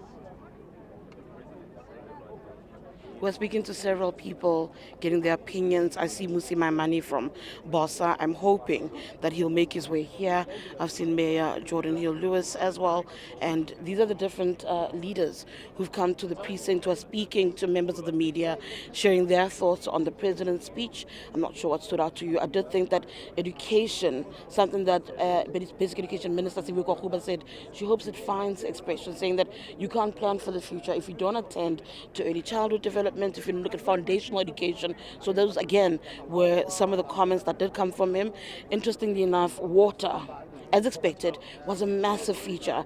I heard EFF's Julius Malema speaking earlier on that you can't say you're serious about water now when the GNU water project crisis was happening, when that saga and the corruption allegations there happened, and there was no necessary impetus to address that particular issue. So those are just some of the issues that are raised that will definitely be debated in Parliament when they have to sit for the debate of this particular speech in coming days, where they have to sit and figure out, or where the different parties stand and make their presentations before the joint sitting of the National Assembly. Again, just want you to look around. It is a very different State of the Nation address, in my opinion.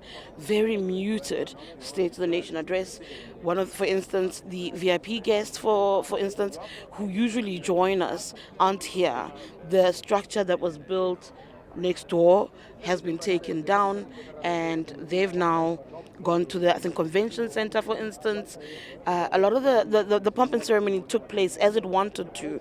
However, you get a sense that it's muted, and in part, some have argued, is purely because of the GNU coalition, that many people have become part of this formation, and as opposed to being opposed to what is being put on offer, they are part of it, they endorse it, and it's difficult for them to be seen to be opposing the messages that were delivered by the president, because they co-signed that message. I am still looking around. I see various leaders, a lot of MK people who are right in front of us.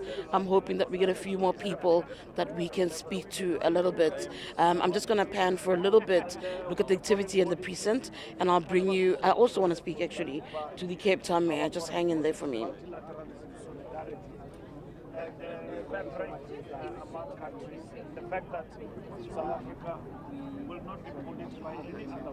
Hey. Oh, sorry. Thank you very much for time. How are you? I'm very good, thank you. I'm very good. Can I go? I'm sorry. Hi, Jordan. Hi. Sorry. It's a trial and error every day when we do these things. I'm joined now by Cape Town Mayor Jordan Hill-Lewis. Your sentiments of the president's speech? As a mayor, I was pleased by the mention of greater cooperation with the Metro Police. That's a direct reference to the work we've been trying to do with the Minister of Police over the last few months since the President was here in Cape Town to sign that historic cooperation agreement. We've got to now get those powers that we've been asking for, powers of criminal investigation for the Metro Police. It sounds very positive. I just spoke to the Minister of Police now about it. He says he's ready to go. So we'll definitely pursue that. I was also pleased to hear about more infrastructure money. That's great for Cape Town. We'll take as much as the President is willing to give us. I think what was lacking as a South African and as a mayor as well is a sense of real urgency about the problems that we have. We hear lots of nice things. The President speaks with great optimism, but all of these things are really urgent. We have 13 million unemployed people. The issue of hijacked buildings, that's something that affects everybody across the board. Yep. I'm pretty sure that the bid to deal with these are welcomed, and then the intervention and what to use them for built housing. Your sentiments on that, your thoughts on that? You may have seen I applauded that statement when he said it, because it is unacceptable that public buildings are hijacked and then can't be used for other public purposes. We would like to turn those buildings into social housing, subsidized housing for the poor, but we cannot do so because they're illegally occupied. We only have one of those buildings, the former Woodstock Hospital, but other cities have got many more. But the fact is, wherever they exist, they must be sorted out. They cannot remain hijacked, and I'm pleased to hear the strong words from the President on that. My parting shot. In January, I know that there were issues around the stadium and a back and forth between you and the ANC. Yes. I found a marquee, a VIP marquee. You laugh because you know exactly where I'm going. Yes. The VIP marquee had to be taken down. From my understanding, there was no permission for that particular structure. Yes. Just to weigh in on that for me, please.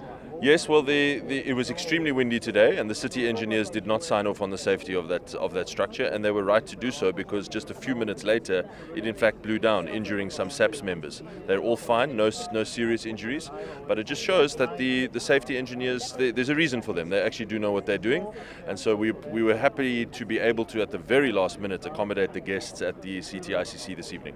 All right, thank you so much. That's Cape Town Mayor Jordan Hill-Lewis speaking there, of course, about his own thoughts of the speech that was delivered, and then he went on, of course, to speak about that structure. EWN had reported on it that went down. Suddenly it went down, and he says it wasn't approved, and it was the right move to move the VIP guests. They're not just, I said to you, it's a very toned down State of the Nation address, in part because some of the guests that we often see are simply not here. I'm joined now by Home Affairs Minister Leon Schreiber. Your department, good afternoon, welcome to EWN. Your department was a big factor in the president's speech. Spoke about the visas that will help with tourism. He spoke about what you need to do and also congratulated the issue of the backlog, clearing the backlog. That's something you've been very proud of. Yeah, thanks, Siri. Good to be with you. So, yes, I think the acknowledgement is important. It's certainly important for the members of our backlog bomb squad, as we call them. I'm sure they were delighted to hear that as well, because it has been a Herculean effort to get that backlog eradicated. We understand that we're living in the past if we're dealing with backlogs. We can't move forward when you're being dragged back in that way. So I think that's very welcome. But perhaps even more importantly, I'm really delighted by the President's endorsement of the digital transformation agenda. Home Affairs is central to digitizing and modernizing government services across the board, because for any government service that you would want to interact with online, we need to know that you are who you say you are. Identity is foundational. That's why the digital ID, building the first components of that, is going to be really critical for us over the next year, and that's going to really be the core of building out access to government services online. The other component that's really important is the electronic travel authorization for visas that the President spoke about. This is all about automating the visa process to make sure that if someone needs a visa to come to South Africa, either as a tourist or perhaps as a high-skilled worker, that they can actually apply online. They don't have to go and travel to a South African mission, and that process is secure against corruption. That's the other great advantage. The issue of visas for me, and I asked one of the parliamentarians earlier, the issue of visas for me opens up the question mark around bureaucracy, because to deal with visas is one thing, and you're dealing with what allows people to come in and out of the country at a faster pace and dealing with corruption. But South Africans will go about Home Affairs in and of itself is a bureaucratic nightmare. They still complain about that. I know they've praised the backlog bomb squad, but there's still this particular issue as well that South Africans would never feel satisfied, I think, for a very long time with the state of Home Affairs departments across the country. No one wants to stand in a queue. No one wants to hear the system is offline. But that's what you get when you have a department like ours that currently only has 40% of the staff members it requires. So we know the fiscus is constrained, the budget is coming up. We're not going to ask for money that doesn't exist. That's exactly why we need to use technology more innovatively to actually make up for the shortfall that we have, as you say, on the bureaucratic side of things. So I think philosophically, it's important for us to say that maybe Home Affairs right now is viewed as a bureaucratic department. I want it to become an IT department. I want it to become, for lack of a better word, a tech company, to make sure that we start viewing technology as our critical enabler. All right, thank you so much. I want to bring in, once upon a time, the two of you were colleagues in the political party. I want to bring in Build One South Africa's Musi Maimane. Again, for me today, what was important was the tone at the beginning of the speech. It was important to acknowledge fallen soldiers. It was important to acknowledge the geopolitics alongside everything else that's happening in our country. Your thoughts? I'd written a letter to the Speaker of the National Assembly requesting that before we proceed, we have a moment of silence for the troops, and I'm glad the Speaker acceded to that request. The tone was correct. The action that comes after that is, how do we make sure that what is 14 today doesn't become 20? And the best way to do is to recognize that that conflict is intractable. We have no financial resources for our troops, and so no more lives must be lost in the DRC.